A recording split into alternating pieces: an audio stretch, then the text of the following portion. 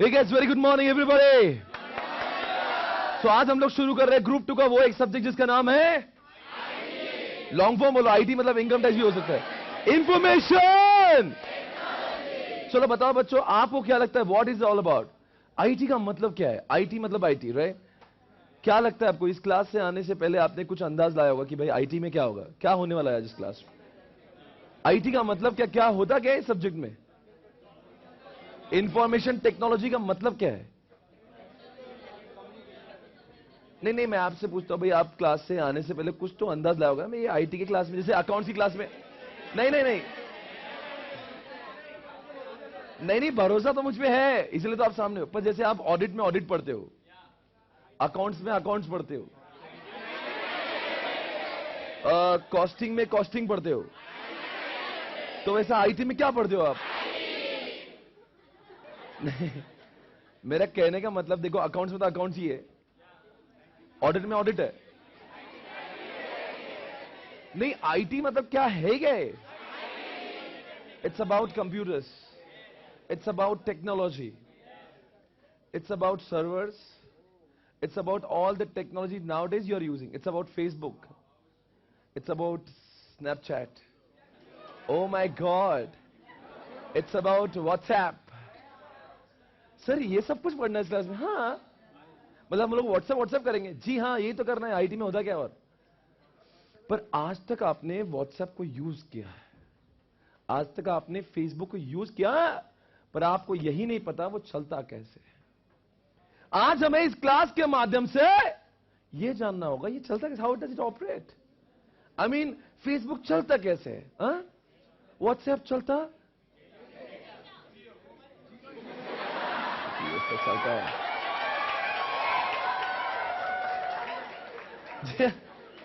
जियो से चलता है ढोकले, मैंने वो नहीं पूछा। आई एम आस्किंग कि इसके पीछे कॉन्सेप्ट क्या है, इसके पीछे टेक्नोलॉजी क्या है। इस सिलेबस में हमें वो समझना होगा। एक सवाल मैं पूछना चाहता हूं, क्या आपको लगता है आजकल हमारी जिंदगी आईटी पर निर्भर है? Do you think nowadays we are highly dependent on IT? ऐसा आपको कब महसूस होता है? रोज होता है सर। अगर मैं आज से इस बच्चे से मोबाइल छीन लो ना, ये पागल हो जाएगा, इसको जितनी पानी की जरूरत नहीं है। और आप क्या बोल रही हो, ढोकली हो आप? नहीं, लड़कियों की भी हालत तो और ज्यादा है। चलो मैं सारे लड़कों से पूछता हूं, लड़कियां मोबाइल फोन यूज करती है? करती क्या नहीं करती है? व्हाट्सएप यूज करती है नहीं करती? You don't use WhatsApp? चलो तो जितने लोग नहीं, एक सवाल है, आज बहुत अंदर जाना होगा इस कॉन्सेप्ट के। आज हमें समझना होगा कि हम जो यहां पे बैठे हो हर लोग है, हर कोई इंसान है। आपको पता नहीं हमारी जिंदगी आजकल आईटी से बहुत कनेक्टेड है। मोबाइल इसका एग्जाम्पल है। कुछ बच्चों, अरे आपकी बात तो जाने दो, नादान जो बच्चे होते हैं जो स्कूल में जाते हैं 5th स्टैंडर्ड में 6th स्टैंडर्ड में, उनको भी आजकल मोबाइल फोन चाहिए।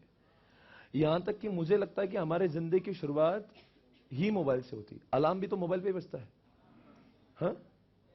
तो आपको पता नहीं कि एक जमाने में जो हम लोग थे, मोबाइल और टेक्नोलॉजी की इतनी जरूरत ही नहीं थी। आजकल वी आर टोटली डिपेंडेंट। और उसी सब्जेक्ट को हमने पढ़ने जाना है कि आखिर ये सब्जेक्ट में मोबाइल, कंप्यूटर्स, सर्वर्स हमारे जिंदगी पर कैसे इफेक्टिव हो गए हैं। मैं एक सवाल पूछता हूं, forget about your life, forget about my life, do you think nowadays businesses are totally dependent on IT? मतलब हमें ये सब्जेक्ट में ये नहीं पढ़ना कि आम आदमी की जिंदगी के ऊपर क्या असर हो, हमें यह पढ़ना है कि बिजनेसेस के ऊपर क्या आईटी का इंपैक्ट हुआ है।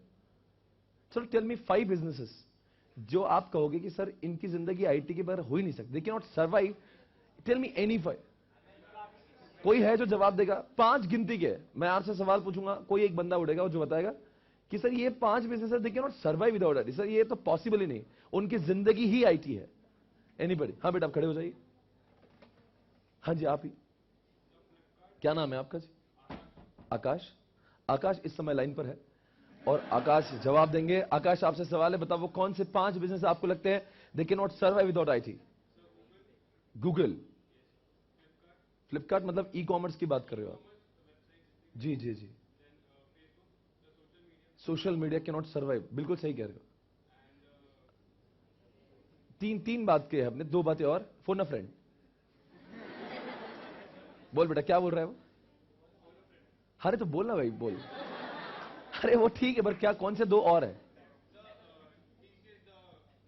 All the IT companies, I mean TCS and Infosys and all that, all the call centers, VPOs. Banking, the most important example is banking. Nowadays you cannot see bank without. अभी जो चल रहा है 2 दिन से, आपको मालूम है इन दिनों में क्या हुआ है? अभी अटैक हुआ है आईटी के ऊपर, आपको ये आजकल मैसेज आ रहे होंगे, राइट? है ना? और कई सारे नेशंस इससे अफेक्टेड है। आपको लगता नहीं आजकल bank is also totally depend on IT? Can you imagine bank without IT? आपका एटीएम, आपका मोबाइल बैंकिंग, आपका ऑनलाइन बैंकिंग, और यहां तक कि बैंक में जो आंटी बैठी हुई है जिससे आप पैसे विड्रॉ करते हो, even she will not be able to work if the computer is not running, right? The पूरा बैंकिंग ऑपरेशन एक जमाने में, हमारे जमाने में, मैं बैंक को बैंक में जाके ही यूज करता था। भाई और बहना, पहले जो बैंक थी वो बैंक में जाके ही उसका ऑपरेशन हुआ करता था। आज बैंक को हम लोग, आगे बोलेंगे please, can we use the same operation of banking through mobile phones? आजकल मुझे बैंकिंग ऑपरेशन करने के लिए बैंक में जाने की जरूरत, मैं वो सारे ऑपरेशन अपने मोबाइल से कर लेता हूं। और बात सिर्फ मोबाइल की ही नहीं, मैं एटीएम से भी कर लेता हूं, मैं लैपटॉप से भी कर लेता हूं। इसका अर्थ क्या हुआ है कि नाउडेज बैंकिंग इंडस्ट्री, अरे अदरवाइज इतने सारे बैंकिंग का डेटा, इतना सारा बैंक, इतना सारा data, can you imagine the data of the bank is there on the book? I mean registers पे। कैन यू इमेजिन कि बैंकिंग ने सारा डेटा अपने रजिस्टर पे रखा है? नहीं। अच्छा, इससे भी और अच्छा एग्जांपल कि आजकल बैंकिंग का इफेक्ट जो है हॉस्पिटल्स में भी हो रहा है। आजकल इन दिनों हॉस्पिटल में कोई गया है? अच्छा कोई बात नहीं भी गए तो कभी देखा है कि बैंक्स में भी, सॉरी बैंक बोल रहा हूं, हॉस्पिटल, सॉरी, हॉस्पिटल में भी आजकल आईटी का इस्तेमाल हो रहा है। एमआरआई मशीन्स देखिए, सीटी स्कैन देखा है, एक्सरे देखा है, यहां तक कि हॉस्पिटल में हम लोग जाते हैं, ओपीडी में भी जाते हैं, तो ओपीडी वाली जो आंटी होती है उसके पास भी कंप्यूटर होता है। हाँ या ना? आप जब आईसीयू में कभी किसी को मिलने गए होंगे, उस आदमी के पास में आसपास घर वाले कम होते, मशीन ज्यादा होती। सही है? मतलब इंसान के आखिरी समय तक कौन साथ होगा? आईटी। नहीं, वो जो आजकल, पहले क्या होता था मालूम है? पेशेंट्स का कंटिन्यूअस मॉनिटरिंग हुआ करता था। ब्लड प्रेशर, शुगर चेक करने के लिए नर्स आकर चेक किया करती थी कि क्या है। आईसीयू में कंटिन्यूअस मॉनिटरिंग होता है। आजकल वो मॉनिटरिंग वो नर्स नहीं करती, उसके सिस्टम, उसके बॉडी पे वो सिस्टम लगा देते हैं। वो बॉडी पर वो जो सिस्टम में कंटिन्यूअसली काम करता है, जैसे बीपी शुगर का कम ज्यादा होता है, वो वहां पे उसका नोटिंग होते चलता है। तो don't you think when hospitals are totally dependent on what IT? नहीं, ये सवाल क्या है, ये मैं क्यों बोल रहा हूं आपको, ये उसके ऊपर डिपेंडेंट है, आईटी के ऊपर डिपेंडेंट है, क्यों बोल रहा हूं मैं? बिकॉज कई लोगों को लगता है कि अगर मैं सीए में अकाउंट्स पढ़ रहा हूं तो सही बात है, क्योंकि चार्टर्ड अकाउंटेंट्स है तो we should have knowledge about accounts. अगर आप बोलेंगे ऑडिट, बिकॉज हम after becoming C we going to become an auditor, तो हमें सब ऑडिट करना पड़ेगा, इसलिए ऑडिट सब्जेक्ट होना जरूरी है। तो ये सवाल उठता है, ये आईटी क्यों है? Why chartered accountant should have the knowledge of IT? क्या कोई जरूरत भी है हमें? क्या हमें आईटी सीखने की जरूरत है? क्यों? हमारा क्या कनेक्शन है इससे? हमारा आईटी से कोई कनेक्शन ही नहीं है। क्या कनेक्शन है? अकाउंट समझ लो बस, ऑडिट समझ लो बस, टैक्स समझ लो बस। Why you have to have the knowledge of IT? जवाब देंगे भाई? डे टू डे लाइफ का जाने दो। Tell me about while doing audit और while doing account, doing thing IT is required? क्यों भाई? चलो इस साइड से कोई जवाब नहीं आया, मुझे बताओ कि चार्टर्ड अकाउंटेंट को ऑडिट करते समय या अकाउंटिंग करते समय क्या आपको लगता है आईटी की जरूरत है? क्यों सर? उसके अकाउंटिंग करने के लिए भी आईटी का इस्तेमाल हो रहा है। और जब हम लोग ऑडिट करने जाते हैं, ऑडिट में हम लोग ये चेक करते हैं कि whether balance sheet is showing true and fair view. तो बैलेंस शीट कहां पे बनती है?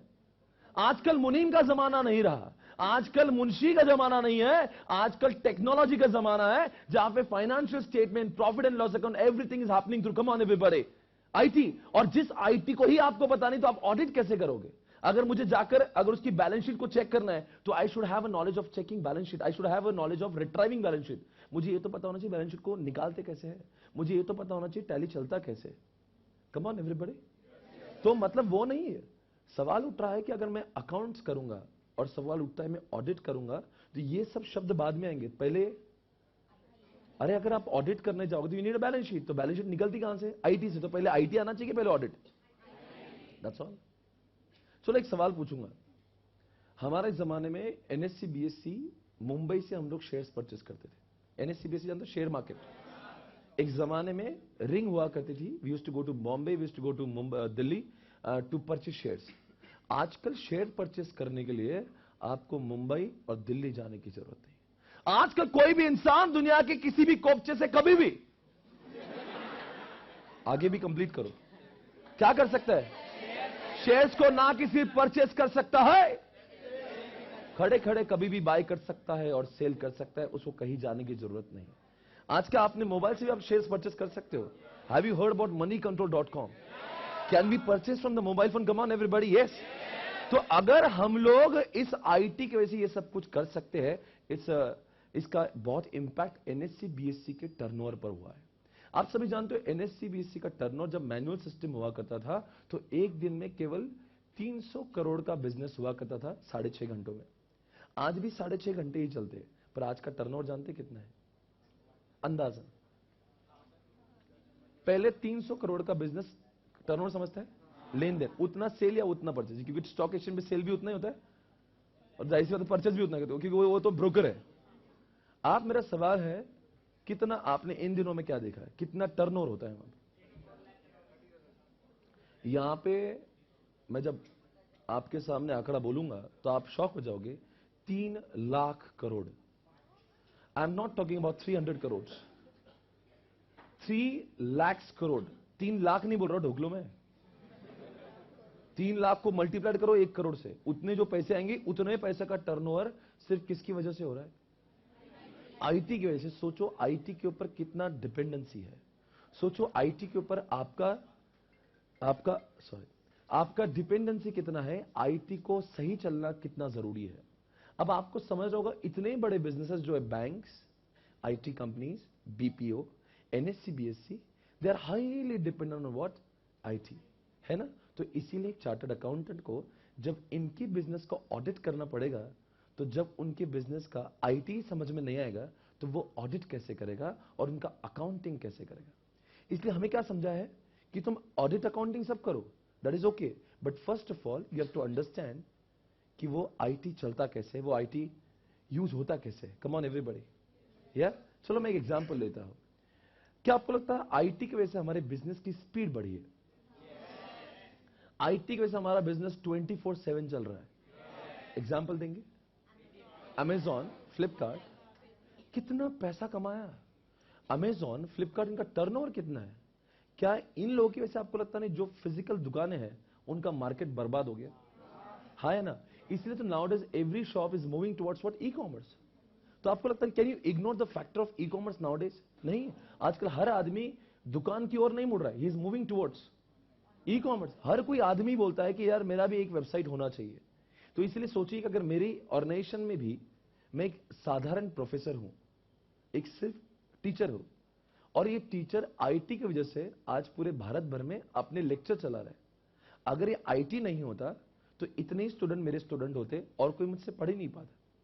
ये बंदा जो रिकॉर्डिंग कर रहा है, ये रिकॉर्ड होने के बाद में by using technology, by using the concept of encryption, I'm going to make this data coded and I will send it across India.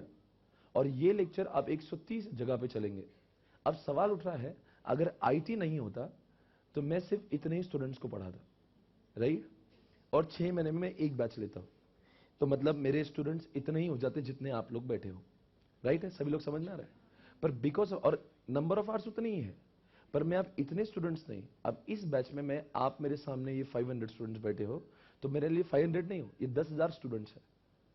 Because of IT I am getting the benefit of 9,500 more students in this 6 months। Able to understand? तो एक teacher हो यार, कुछ भी बहुत बड़ा आदमी नहीं हो, पर by using IT I am able to expand my business so much. तो वाई डोंट यू अंडरस्टैंड कि why don't you think even you can use IT and your पापा का बिजनेस, योर फैमिली बिजनेस। एक teacher होने के बाद भी I am using IT और I am able to expand business like this. आज मेरी किताबें सिर्फ यहां पे बिकती थी पूना में, आज मेरी किताबें swapnilpatni.com पे बिकती है। मतलब मेरा जो धंधा 2,000 रुपए में, कि 2,000 या 3,000 की किताबें मैं रोज बिकता था, आज मैं 2 लाख रुपए की किताबें रोज बिकता हूं, पेन ड्राइव्स और डीवीडीज और किताबें। इट्स ओनली बिकॉज, तो मतलब मेरा अब समझने का मतलब है, अगर मैं मेहनत से पैसे कमा रहा हूं तो फिर उसका कोई मतलब नहीं है, पर अगर मैं दिमाग से पैसे कमा रहा हूं तो उसका बहुत मतलब होता है। अभी जो कर रहा हूं मैं क्लास में, मेहनत है, तो मैं अगर पैसे कमाता भी तो बहुत बड़ी बात नहीं, हर आदमी मेहनत से पैसे कमा रहा है। पर जो इंसान दिमाग से, अब मेरी मेहनत ही नहीं है, एक बार मैं रिकॉर्ड करूंगा उसके बाद में मेरी मेहनत आईटी खत्म कर देता है। एक बार मैं swapnilpatni.com चालू करता हूं, 3 बंदे मेरे ऑनलाइन में है, वो रोज देखते कितना ऑर्डर ऑनलाइन आया हुआ है, वो ऑर्डर यहां से डिस्पैच करते, मेरा इन्वॉल्वमेंट जीरो है, जीरो। मतलब वो 2 लाख रुपए सेल, मुझे बंद करने दो इसको, मेरे 2 लाख रुपए सेल के पीछे मेरा 1 मिनट भी इन्वेस्टेड नहीं है। मतलब सवाल उठा है, ये जो सब्जेक्ट मैं पढ़ा रहा हूं, पढ़ाते पढ़ाते मैंने समझा कि why can't I use this subject in my own business. तो इसीलिए मैंने इस सब्जेक्ट को बहुत सीरियसली लेके उसको प्रैक्टिकली इंप्लीमेंट किया। इसी वजह से आज पूरा हिंदुस्तान मुझे जानता है। अगर मैं आईटी यूज नहीं करता तो सिर्फ पुणे के ही लोग मुझे जानते हैं। Guys come on.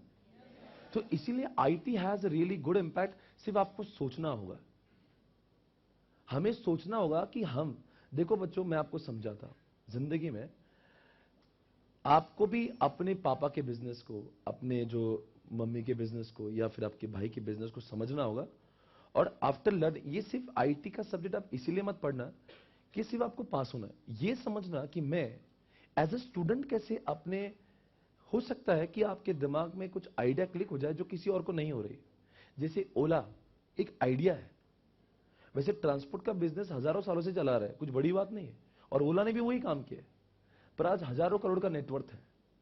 ओला ने कुछ नहीं किया, एक सॉफ्टवेयर बनाया, अनशंड सॉफ्टवेयर बनाया, जिसकी वजह से उसकी खुद की कार्स नहीं भाई, ओला की अपनी खुद की कार्स नहीं है। वो इस शहर की सारी कार को भाड़े पे लेता है, और जितना भी वो पैसा कमाते हैं उसका कुछ 18-20% ओला के ओनर को मिलता है।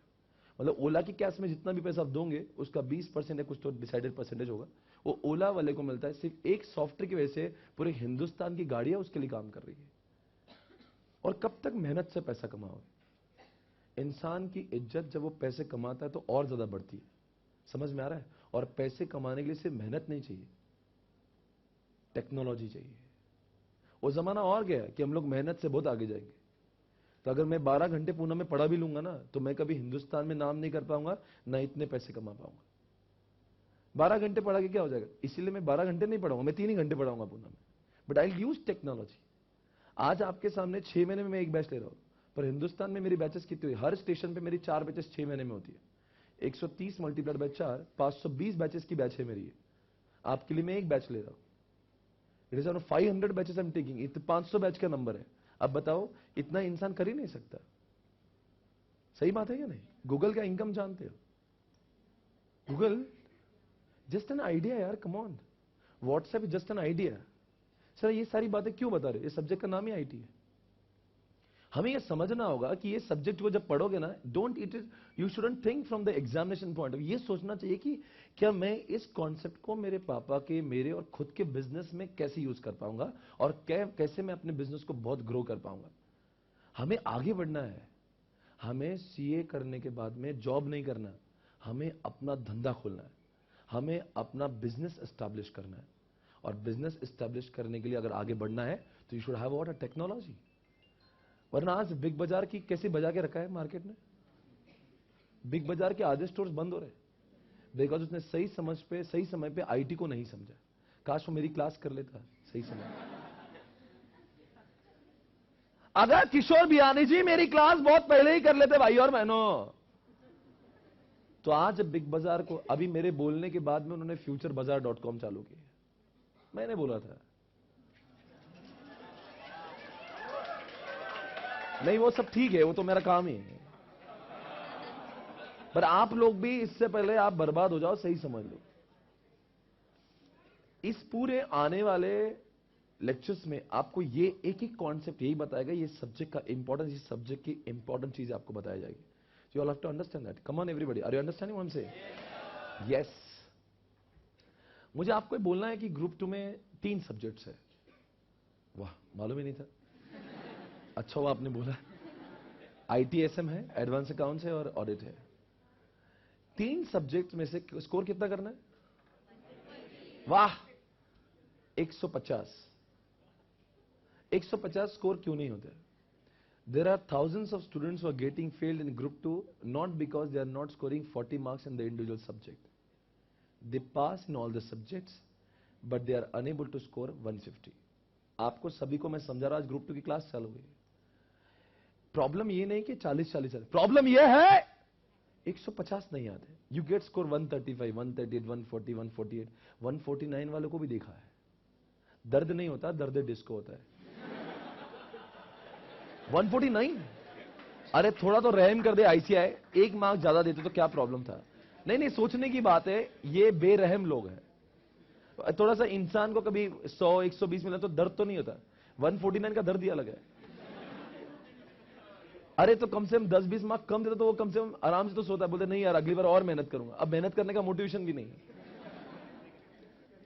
आपके साथ में ऐसा नहीं होना चाहिए, इसलिए मैं कहूंगा ग्रुप 2 में एटलीस्ट एक सब्जेक्ट ऐसा होना चाहिए where you feel that you are confident that you will score 60+। तीनों में से एक तभी सब्जेक्ट ऐसा होना चाहिए जहां पे आपको इस बात की गारंटी होना चाहिए कि आपको 60 के ऊपर मार्क्स आएंगे। अगर एक सब्जेक्ट में 60+ आ जाते हैं तो it will be very easy for you all to get 90 marks in remaining 2। फिर मैं आपको समझाऊंगा कि आईटीएसएम में 60 लाना बाकी दोनों सब्जेक्ट से इजी क्यों है।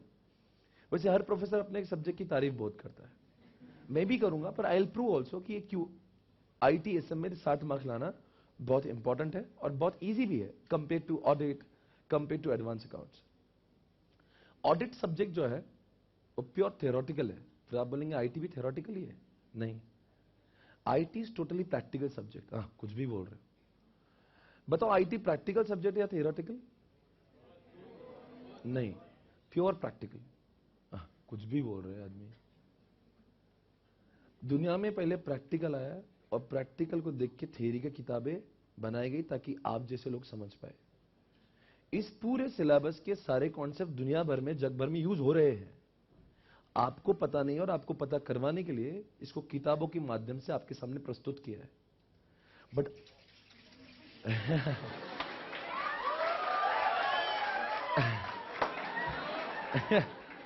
मुझे छेड़ो मत आप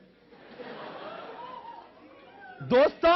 इस सब्जेक्ट के हर कॉन्सेप्ट को दुनिया में यूज किया जाता है। क्लाउड को यूज किया जाता है, टीपीएस को यूज किया जाता है, एमआईएस को यूज किया जाता है और उसी सब्जेक्ट को यूज करते हैं। इसीलिए आप जैसे बच्चों के लिए वो थ्योरी की किताबें लगती है। तो जो इंसान इस थ्योरी को थ्योरी जैसा समझ बैठेगा तो समझ आना वो फेल हो जाएगा और he will not find this subject interesting. When I started this subject, the challenge was not this कि आईटी में स्टूडेंट्स कैसे आए। चैलेंज ये था कि लोग आईटी की क्लास लगाना जरूरी है। लोग अगर बोलेंगे सर अगर मैं भी इसको पीपीटी से पढ़ा दूंगा ऐसे ऐसे रीड करके, तो आप बोलेंगे सर हम लोग घर पे भी पढ़ लेंगे। आपने क्या चमत्कार किया, एक काम करते हैं, I read eight home only. वैसे भी आप क्या करते हैं, ऐसे रीड करते हो ना, ये रीड करने की वजह से मेरी क्लासेस नहीं चलती। मैंने इस सब्जेक्ट को दूसरा रंग दिया जो आपको समझाना चाहता हूं। ये सब्जेक्ट क्यों इतना हिट है, वो क्या करता हूं मैं, अगर मुझे कोई भी कॉन्सेप्ट आज पढ़ाना है तो मैं उसको कॉन्सेप्ट में किताब से नहीं पढ़ाऊंगा, पहले वो प्रैक्टिकली दिखाऊंगा और फिर बोलूंगा ये ऐसे प्रैक्टिकली चलता है। बिकॉज आज हमारी दुनिया इतनी अच्छी है, शुक्र है जियो हमारे साथ है और हम लोग इस क्लास के दौरान आपको वो सारी चीजें इमेजिन नहीं करवाएंगे, वो दिखाएंगे। और जब कोई चीजें प्रैक्टिकल दिख जाती है तो उसका थ्योरी पढ़ना बहुत आसान हो जाता है। तो this want be any more theoretical subject, is purely practical subject. I show practicals और फिर उसके बाद में आप थ्योरी पढ़ोगे तो you will find this theory very simple. उसके अंदर आपको लगेगा कितना इजी है, तो ऐसे ही तो हमने देखा है अभी ऑनलाइन। उसका मैं आज अब 2-3 कॉन्सेप्ट जब पढ़ाऊंगा तो आपको समझ में आएगा मैं क्या बोलना चाहता हूं, राइट। और ये सब्जेक्ट में रही बात, आईटीएसएम सब्जेक्ट में जितना भी आता है वो बुक के बाहर कुछ नहीं आता। Everything will come in the examination from the book itself. Advance accounts में कुछ भी पूछ सकते हैं आप। एडवांस अकाउंट चार्टर्ड अकाउंटेंसी का कोर सब्जेक्ट है और आईसीआई पूरा चांस उठाती है आपको बजाने का। मतलब उनका इरादा ये इसमें बजाओ, क्यों? बिकॉज अगर आपको अकाउंट्स ही नहीं आता तो फिर किस काम के आप। तो वो क्या करते हैं, बैठ बैठ कर ऐसे प्रॉब्लम क्रिएट करके आपकी बजाने की सोचते हैं। जरूरी नहीं कि प्रैक्टिस मैनुअल के ही क्वेश्चन आए, जरूरी नहीं कि सर ने जो क्लास में पढ़ा है वही क्वेश्चन आपको एग्जामिनेशन में हो सकता है। It could be something which have never ever seen in your life. ऐसा भी क्वेश्चन आ सकता है बिकॉज वो प्रैक्टिकल है और वो आना भी चाहिए बिकॉज हमारा कोर सब्जेक्ट है। रही बात ऑडिट की, ऑडिट में होता क्या है, it's a hardcore theoretical subject. दूसरी बात क्या, आपने ऑडिट को प्रैक्टिकली एक्सपीरियंस नहीं किया। तो आपको ऐसा लगता है सारा बुक जो एक जैसा लगता है, और उसमें हर पेज पे जाओ यूल फाइंड आउट वो लगेगा ये वही बोल रहा है वही बोल रहा है। अभी ऑडिट का क्लास चलने दो, आपको धीरे धीरे समझ में आएगा it is very difficult to score in audit also. ऐसा नहीं कि वो टीचर्स खराब पढ़ाते, वो ऑडिट सब्जेक्ट का इनहेरेंट प्रॉब्लम है, मतलब दर्द ही उस सब्जेक्ट में। दर्द इस बात का नहीं, वो 100 मार्क्स का सब्जेक्ट है, अच्छा सब्जेक्ट है, टीचर्स अच्छा भी पढ़ाते, वो there is no doubt about that. वो सब्जेक्ट में क्या है, you do not find lot of interest in the subject because after sometimes it gets boring. पर ITSM subject is such an interesting subject. और सबसे इंपॉर्टेंट चीज है, इसके बुक के बाहर एग्जामिनेशन में कुछ आता ही नहीं। ऑडिट में भी तभी केस स्टडी बनाएंगे, अगर आप ऑडिटर हो, इस ऑडिट पे गए तो बताओ आप ऑडिट कैसे करोगे एंड ऑल दैट। तो they will ask you practical questions. और आईटीएसएम में जो हम लोग इस क्लास में पढ़ रहे हैं, एक जरा बुक दिखाना है आईटी की। जी हाँ, जो भी आएगा 50 मार्क का सब्जेक्ट जो होगा, ये मेरा वॉल्यूम 1 है, और इस वॉल्यूम 1 के बाहर एक भी चीज नहीं आएगी। भाई सवाल उठता है कैसे नहीं आएगी, बिकॉज ये पूरा मॉड्यूल का कॉपी पेस्ट है। मैंने मॉड्यूल की एक भी चीज ऐसी नहीं रखी जो इसमें नहीं डाली। Each and everything which is there in the module it's here in this book. तो अब बताओ अच्छा क्या होगा कि इसके बाहर एग्जामिनेशन में कुछ आएगा ही नहीं। और वेरी स्ट्रेट फॉर द आज की तो वेरी सिंपल क्वेश्चन, ये ऐसा केस स्टडी बेस्ड वाला पेपर नहीं है। वो बोलेंगे what is TPS, what are the characteristics of TPS, जो ऑलरेडी बुक में लिखा हुआ है। वो ऐसा नहीं आप ऑडिटर हो ये ऐसा करेंगे, वैसा क्वेश्चन नहीं आता इसमें। हाँ, एसएम विल बी थोड़ा more difficult than what IT is. बोलेंगे सर एसएम क्यों डिफिकल्ट होगा ज्यादा इससे, क्योंकि SM is what little more practical based, कि आप एक बिजनेस चलाते हो, उसका नाम ही स्ट्रैटेजिक मैनेजमेंट है। आप एक बिजनेस चलाते हो, बताओ ऐसा ऐसा आपको प्रोडक्ट लॉन्च करना है, आप कैसे स्ट्रैटेजीज बनाओगे, तो it is more application based. पर फिर भी वो बुक के बाहर नहीं आता, वो सब कुछ चीज हम लोग क्लास में डिस्कस करेंगे। तो कहने का मतलब ये है, अगर क्लास ज्वाइन की है तो you are not sitting here for getting 40 marks. अगर आपको मेरी क्लास में बैठ के 40 मार्क्स आ रहे हैं तो आपका फेल होना निश्चित है। आपको रिजल्ट देखने की जरूरत नहीं। अगर आईटी में 40 आ रहा है तो इसका मतलब है आपका 150 का स्कोर होता ही नहीं, क्योंकि ऑडिट में स्कोर देता नहीं, एडवांस अकाउंटिंग एग्जामिनेशन में वाट लगाता है। तो उधर मार्क्स कम है, इधर मार्क्स कम है, आपका स्कोर 150 कैसे आएगा। इसलिए आईटीएसएम की क्लास लगा रहे हो तो पहले सोचना ही है कि मैं क्लास में सिर्फ 40 लाना है तो प्रॉब्लम ही नहीं है, 40 तो ऐसे आ जाएंगे आप अगर बैठोगे तो। पर I am sitting here in the class for getting 60, and if I score 60 तो मेरा ग्रुप 2 थ्रू है। और मैं आपको विश्वास दिलाता हूं, इस क्लास में सिर्फ मैं पढ़ाऊंगा नहीं, मेरी क्लास का टैगलाइन है you won't have to study at home. वो क्यों है, मैं पढ़ाऊंगा इससे, एक एक लाइन बाय लाइन आपको रीड करके दिखाऊंगा जो मॉड्यूल है।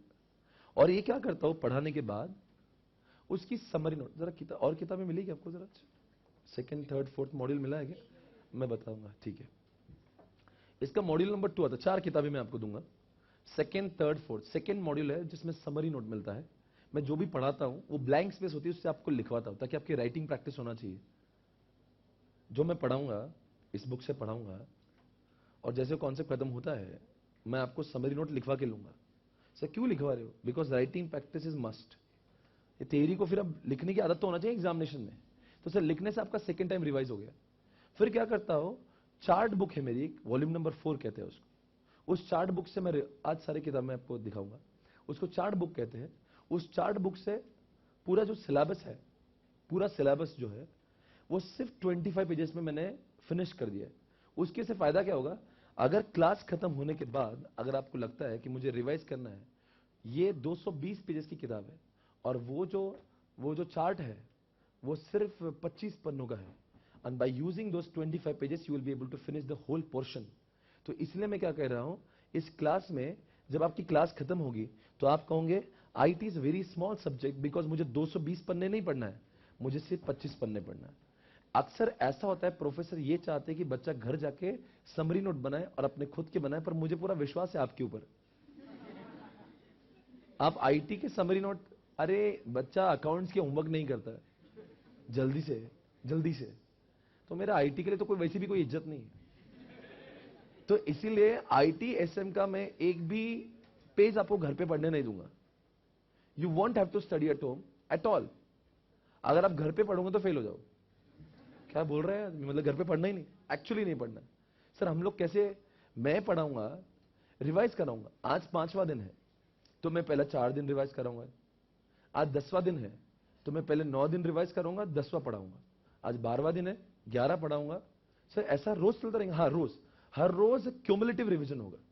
इसकी वजह से क्या होगा, जो एक सब्जेक्ट का जो है आपका कॉन्फिडेंस, जो मेरा है वो मेरा रहना चाहिए, और जो नया है वो भी मेरा होना चाहिए। वरना अक्सर क्या होता है, ये आ गया था, ये पीछे वाला और जाता है। ऐसा इनकम टैक्स में बहुत होता है। आप नया पढ़ते फिर बोलता है वो आपने वो चैप्टर में वो देखा था। अच्छा देखा था क्या? स्पेशली क्यों होता है मैं आपको समझाता हूं। ऐसा होता क्यों है? वो टीचर गलत नहीं पढ़ाता है, टीचर सारे अच्छी ही है, पर टीचर के पढ़ाने में प्रॉब्लम क्या हो जाती है कि वो रिवीजन जब नहीं हुआ तो बच्चे को जो आपके दिमाग का एक पावर है, उसको जब 18 दिनों तक अगर वो चीज नहीं पढ़ेंगे तो दिमाग से उड़ने लगती है। एक डॉक्टर से मैंने पूछा था कि डॉक्टर डॉक्टर हम लोग दिमाग से भूल क्यों जाते हैं? ऐसा क्या होता है जो हमारे दिमाग में भूल जाता? मैं शॉर्ट टर्म मेमोरी लॉस? बोलता नहीं बालक, ऐसा नहीं है। विज्ञान विज्ञान कहता है कि कोई भी आदमी का ब्रेन किसी भी चीज को ज्यादा समय के लिए याद नहीं रख सकता, उसको भूलने की आदत होती है। तो मैंने कहा फिर करना क्या चाहिए? बोले बस हर 18 दिनों में उसको रिवाइज करना जरूरी है। अगर वो चीज 18 दिनों के अंदर अगर आपने रिवाइज कर ली तो समझ जाना आपके दिमाग में रहेगी, वरना दिमाग से चले जाने लगेगी। इसलिए मैंने उसके हिसाब से अपने पढ़ाई के पैटर्न को चेंज किया, पढ़ाने के पैटर्न को। मैंने चाहा कि काम करूंगा इतने, मतलब मैंने अल्टीमेटली डॉक्टर से पूछा चाहते क्या हो? बोले जितना रिवाइज करेंगे। एक चीज, जैसे कोई गाना पहली बार आ रहा है, रेडियो पे आपने सुना, फॉर एग्जाम्पल मर्सी सुना या एक बारी सुना, तो अभी आजकल आप इतना आपका लिरिक्स आपको दिमाग में नहीं, बिकॉज एकदम नया नया सॉन्ग है। पर अगर मैं आपको अफगान जलेबी, अगर अगर आपने याद करने की कोशिश नहीं की फिर भी आपको याद आ जाएगा, बिकॉज आपने उसको इतने बार सुना है, भले ही वो पैसिवली सुना होगा। इसका अर्थ यह है कि हमारा दिमाग चाहता है कि हमने उन चीजों को बार बार रिवाइज करना चाहिए ताकि हमारे दिमाग में वो रहे। क्या फायदा होगा मेरे पढ़ाने का अगर मैं आपको पढ़ा दूं, क्लास में आपको बजाय बोलेंगे क्या सर क्या पढ़ाया आपने, जोरदार ठोक दिया, मजा आया। और जब एग्जामिनेशन के वो 3 घंटे आए,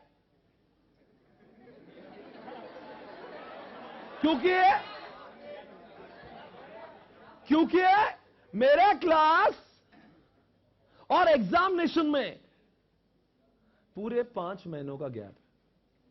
समझ में आ भी गया? चलो भाई, मई जून जुलाई अगस्त सितंबर अक्टूबर नवंबर, 5 से 6 महीनों का गैप है। और ये चीजें आपको 6 महीने तक याद रहना चाहिए।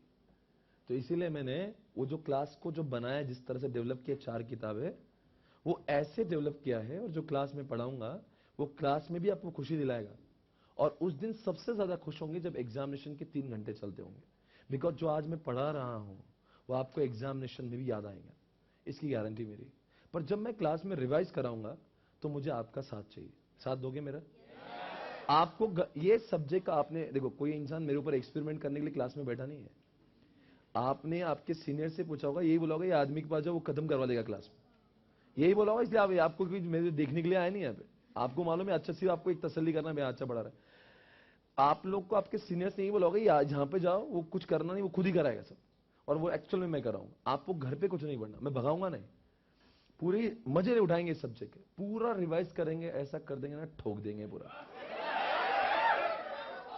और एक समय सारी बुक लेके आना आईटी की, एसएम की, और इसमें एक वो चार्ट बुक जो होगी जिसको मैं क्लास में बनाऊंगा, उसके बाद में मेरी क्लास होने के बाद में अगर आपको गलती से 3 घंटे भी मिल जाते हैं, you will be able to revise entire IT. सिर्फ 3 घंटे में, सिर्फ 3, एक मैं बोल रहा हूं 3 घंटे में। बेटा मजाक लग रही है आपको? मैं सीरियसली बोल रहा हूं, पूरा आईटी। अरे 25 पन्नों को पढ़ने के लिए वक्त कितना लगता है यार, कम ऑन, वेरी इजी। और एसएम वही 20 पन्नों का है, whole IT and SM 50 page के अंदर you will be able to revise the whole portion.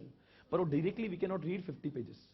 हमें पहले इनको पढ़ना पड़ेगा, समझना पड़ेगा, बाद में वो समरी नोट्स के काम में आएगा। और इन सब होने के बाद में क्लास में और एक चीज होती है जिसका नाम है क्वेश्चन बैंक। सर वो क्या होता है क्वेश्चन बैंक? आईसीआई के पेपर्स 1, प्रैक्टिस पैनल 2, तीसरा आरटीपी, उन सबका मिला के हम लोग एक क्वेश्चन बैंक बनाते हैं। सर क्यों कराते हैं वो? मेरी क्लास मैंने 2 चैप्टर्स पढ़ा है। आपको कॉन्फिडेंस कब आएगा? जब मैं पढ़ा रहा हूं तब नहीं। आपका कॉन्फिडेंस पिक पे जाता है जब अगर मैं आईसीआई के क्वेश्चंस आपको बता रहा हूं, भाई ये आईसीआई ने ये पूछा है, and when you feel that you are able to answer, तो तब समझेगा क्या मजा आ गया। अब मुझे सही मायने में आईटी आ रहा है। मैं कितना भी बोलूंगा तुम बहुत भारी पढ़ रहे हो, क्या मजा आ रहा है, you are so talented, amazing, आपको लगेगा कुछ भी फेंक रहे हैं।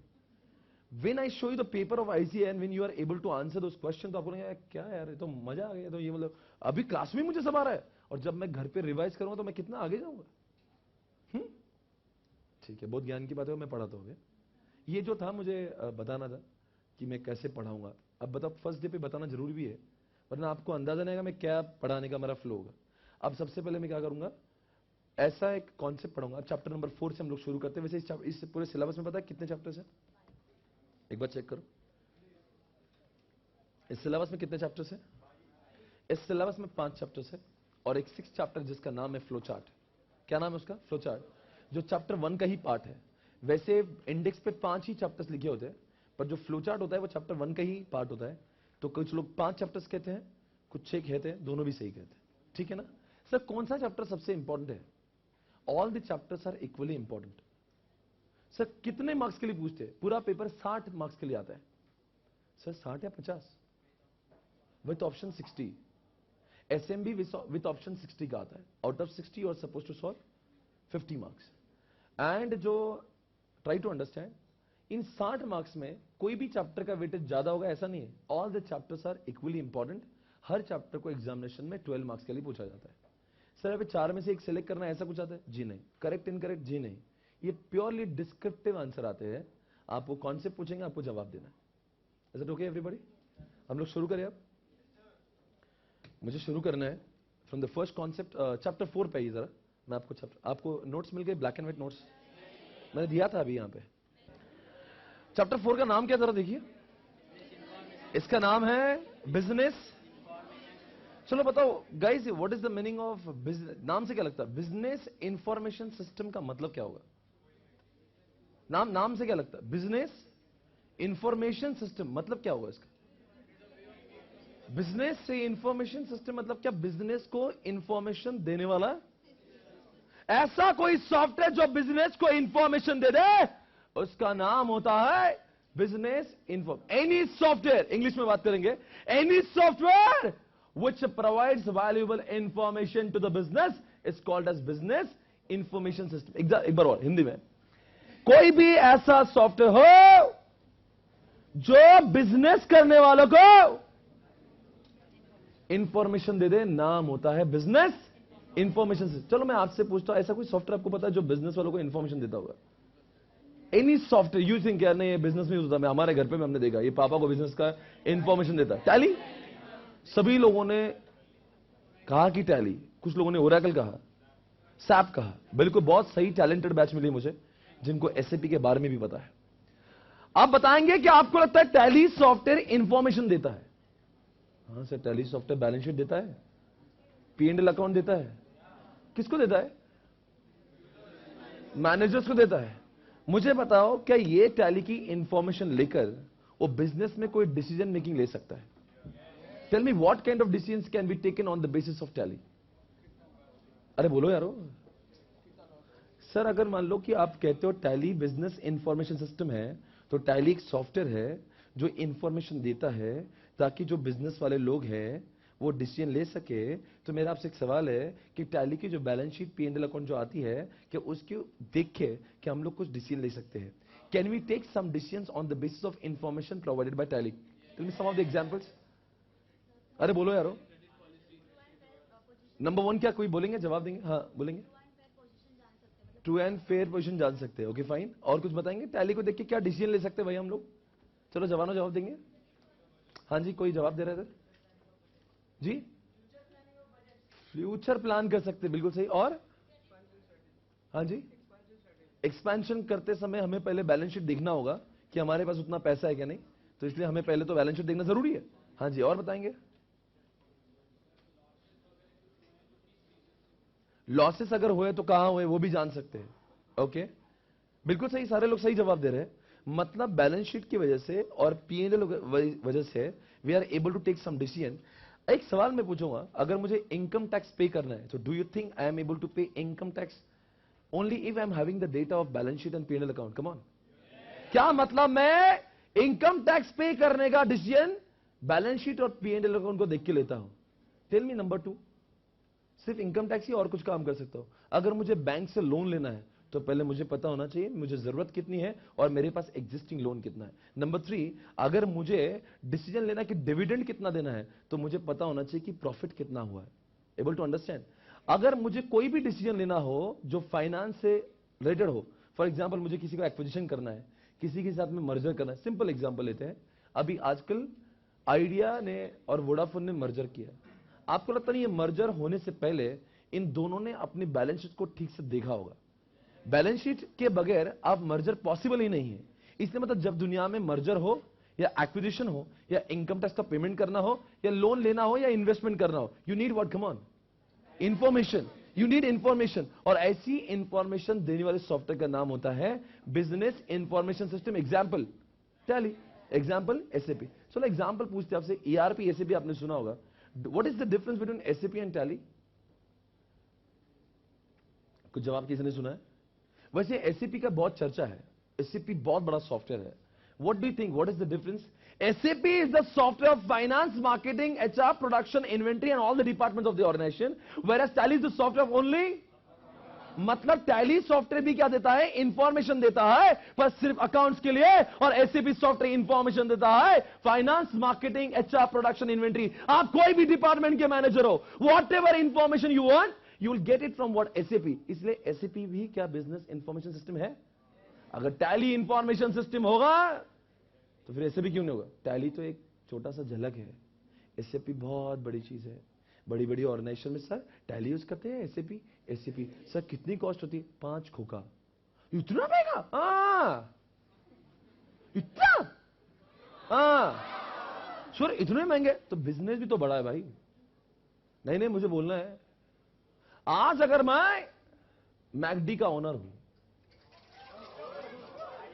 मैकडी पूरे विश्व के 120 कंट्री में चलता है, बोलो भाइयों। और कितने रेस्टोरेंट्स है उसके? 32,000 restaurants all over the world, उसमें से पुणे में 50। अच्छा सर, मैंने जोशी वड़े वाले को बोला था कि तुम अपने बिजनेस को एक्सपांड क्यों नहीं करते हो? बोले हमारे पास लोग नहीं है। अच्छा है, अच्छा। आज जितने भी लोग बिजनेस कम्युनिटी में हैं, चाहे वो मारवाड़ी हो, गुजराती हो, सिंधी हो, ये लोग बिजनेस को लीड करते हैं। इनमें से किसी को भी अगर मैंने पूछा कि तुम अपनी ब्रांच को एक्सपांड क्यों नहीं करते, तो जवाब ये मिलता है कि मेरा एक ही बेटा है, एक मैं संभालता हूं और एक मेरा बेटा। मैंने कहा और एक बच्चा हो गया तो बोले 2 ब्रांचेस हो जाएगी। मतलब नीतिमत्ता में ही प्रॉब्लम है। मतलब यहां नीतिमत्ता यह हो रही है कि जितने बच्चे होंगे, जब मैंने मैकडी से पूछा कि तुम्हारी ब्रांचेस कितनी है, तो उन्होंने 32,000 कहा। तो मैंने तब अगर मारवाड़ी हिसाब लगाऊंगा तो ऐसे आदमी को 1-2 बच्चे से कुछ नहीं होना है, 32,000 बच्चों की जरूरत है। इतने बच्चे पैदा करना मुश्किल है नहीं भाई और बहनों। ये लोग बच्चों के हिसाब से ब्रांचेस नहीं डालते। यहां पे एक ही बच्चा है जिसका नाम है एसएपी।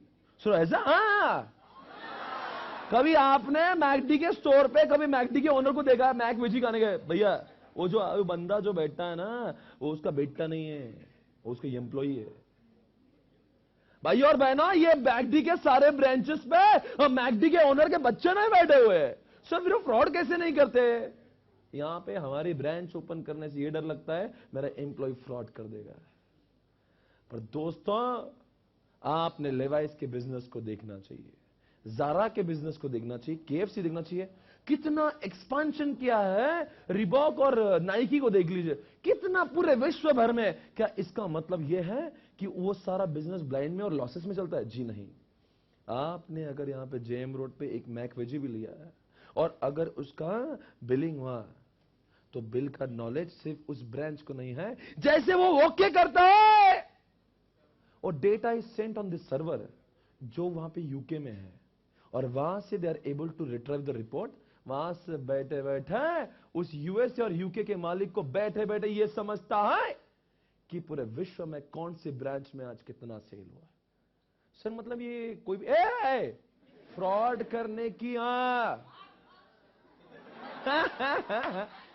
फ्रॉड करने की सोचना भी नहीं, मां कसम। सर मतलब एक बात बताओ, हमें डर लगता है कि ये ब्रांच में मेरा जो एम्प्लॉय ना बेच देगा और पैसे नहीं लाएगा। अक्सर भारतीयों को ये डर है, इसलिए जोशी वड़े वाला एक्सपेंशन नहीं कर सकता।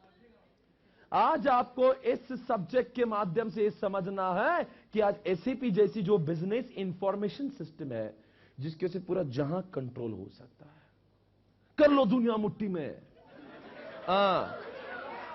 पूरे वर्ल्ड में, एक मिनट नहीं, मजाक नहीं कर रहा हूं मैं, वहां पे अगर कोई भी ब्रांच में एक मैकवेजी या कुछ भी सेल होता है, उसकी इंफॉर्मेशन तुरंत दूसरे सेकंड में उसके मालिक को अपने लैपटॉप पे बिजनेस इंफॉर्मेशन सिस्टम के माध्यम से मिलती है। इसका मतलब आज यही चैप्टर की वजह से पूरी दुनिया के सारे बड़े बड़े, अब जो फिनिक्स मॉल में जितने भी स्टोर्स आपने देखे, हर जगह पे उसका मालिक नहीं है, उनके मालिक कहीं और है, और यहां पे उनकी ब्रांचेस चलती हुए सवाल उठता है, यहां की ब्रांचेस का डेटा वहां जाता कैसे है?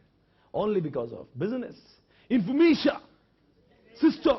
जारा के शोरूम में जाएंगे, आउटलेट में जाएंगे, वहां से आपने कुछ शर्ट लिया, वहां पे स्टोर वापस से वो बिलिंग करता है।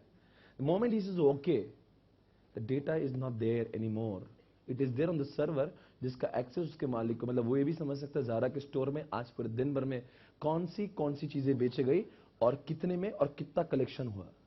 इसका मतलब आप एक जगह पे रह के इस सॉफ्टवेयर की वजह से पूरे विश्व में अपनी ब्रांचेस चालू कर सकते हो और मजा लूट सकते हो। नहीं, बात ये नहीं है, बात ये रहेगी कि हमारी मेंटालिटी में प्रॉब्लम हो गई। नहीं, आपको समझना होगा। नहीं, सुनो और सुनो, समझ रहे, ढोकला है, सुनना, उसको संभालो, पानी पिलाओ उसको। कुछ भी बोलता है बीच में, खड़े हो जाए 1 मिनट, स्टैंड अप।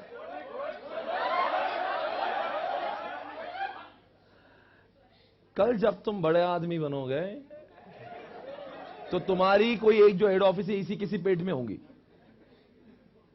उसके ब्रांचेस अगर तुम्हें विश्व में लाना है, बड़ा आदमी बनना है कि नहीं बनना है, तो इसको बिजनेस बनना ही चाहिए।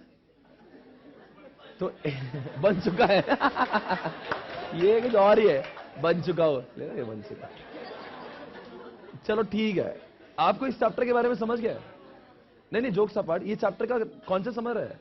With the help of the example of, क्या बोलते हैं, मैकडी, डू यू थिंक कि ये चीजें सही है? मतलब दुनिया में मैकडी जैसे लोग ऐसे सॉफ्टवेयर का इस्तेमाल करके अपने बिजनेस को बहुत आगे बढ़ाते हैं।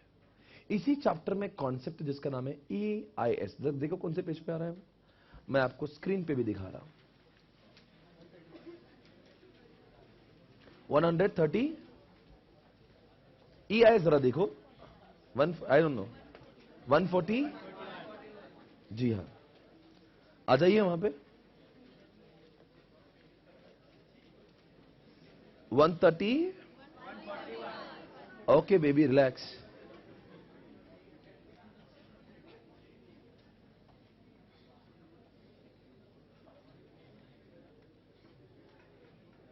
मैं आपके सामने बुक खोल रहा हूं, अब जरा देखेंगे 141, ये रहा आपके सामने।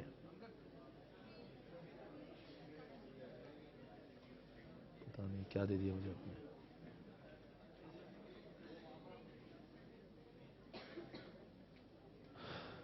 इस चैप्टर में वैसे 14 कॉन्सेप्ट्स है, उसका पहला कॉन्सेप्ट मैं पढ़ाने जा रहा हूं। अभी तक मैंने आपको क्या पढ़ा है? बिजनेस इंफॉर्मेशन सिस्टम क्या होता है, उसके नीचे देयर आर 14 कॉन्सेप्ट, कितने, 14 कॉन्सेप्ट्स है। उसके आज 2 कॉन्सेप्ट पढ़ेंगे। पहला कॉन्सेप्ट आपके सामने रहा जिसका नाम है EIS। क्या बोल रहा हूं मैं?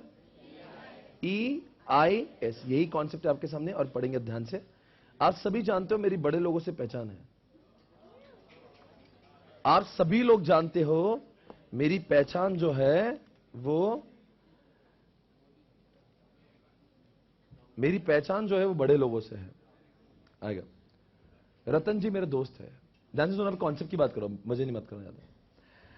रतन टाटा मेरे दोस्त है, और एक दिन मेरे घर पे आए डिनर करने के लिए। आई asked him, Ratan why you so tensed? बोले कुछ नहीं, ऐसे ही। मैंने कहा बोलना है, बस क्या? बचपन के दोस्त है। किसके बचपन के, तुम्हें क्या करना रे? किसके बचपन के दोस्त है, उससे तुम्हारा कोई मतलब नहीं, कॉन्सेप्ट को देखो। मेरे पास आया, I found him very tense, I asked him Ratan what happened? बोले कुछ नहीं है। मैंने कहा आज तुझे बोलना ही होगा, तुझे क्या हुआ? बोले कुछ नहीं, I am going to launch a new car but I am unable to understand what kind of car should I manufacture. मुझे समझ नहीं आ रहा है कि कौन से टाइप की कार को मैंने मैन्युफैक्चर करना चाहिए। I am totally confused. I am going to invest 20,000 crore rupees in this project. अगर मेरी ये कार चलती है तो टाटा मोटर्स बहुत आगे जाएगी, वरना मैं बर्बाद हो जाऊंगा। मैंने कहा कम ऑन बेबी चिल, इतनी सी बात है? हाँ। बोले ये सारे, जब भी कोई कार का डिसीजन लेना होता है मैं आपसे पूछता हूं, अगर कार एक नई मैन्युफैक्चरिंग करना है और जो आपको लगता है उसकी डिमांड सबसे ज्यादा होना चाहिए, tell me what all factors will you consider? आपकी जवाब आपके आना चाहिए कि भाई मुझे कार अभी तक लॉन्च नहीं करा, लॉन्च करने वाला, पर मुझे समझ नहीं आ रहा उसमें क्या होना चाहिए, कौन से फैक्टर मैंने सोचना चाहिए? हाँ इधर जवाब देंगे। अट्रैक्टिवनेस, अच्छा कौन से फैक्टर सोचोगे आप? जैसे आप कॉम्पिटिटर्स के बारे में सोचोगे, प्राइस के बारे में सोचोगे, कॉम्पिटिटर्स की कार में कौन से फीचर्स है, और बताइए भाइयों। आप गवर्नमेंट पॉलिसी सोचोगे, गवर्नमेंट की पॉलिसी भी सोचना पड़ेगी। आप आजकल कार में कौन सी टेक्नोलॉजी यूज हो रही वो सोचोगे, और जवाब देंगे। कस्टमर डिमांड की, आजकल कस्टमर को क्या अच्छा लगता है, कस्टमर का, नीचे से, कस्टमर का लिविंग स्टैंडर्ड क्या है, कस्टमर का लिविंग स्टैंडर्ड क्या है, उसके फैमिली में कितने लोग हैं, ये क्यों जानना चाहिए? अगर फैमिली में 4-5 लोग आजकल एवरेज होंगे तो छोटी कार बनाएंगे, और अगर 15-20 है तो कार नहीं बनाएंगे, ट्रक बनाएंगे। कार क्यों बनाएंगे?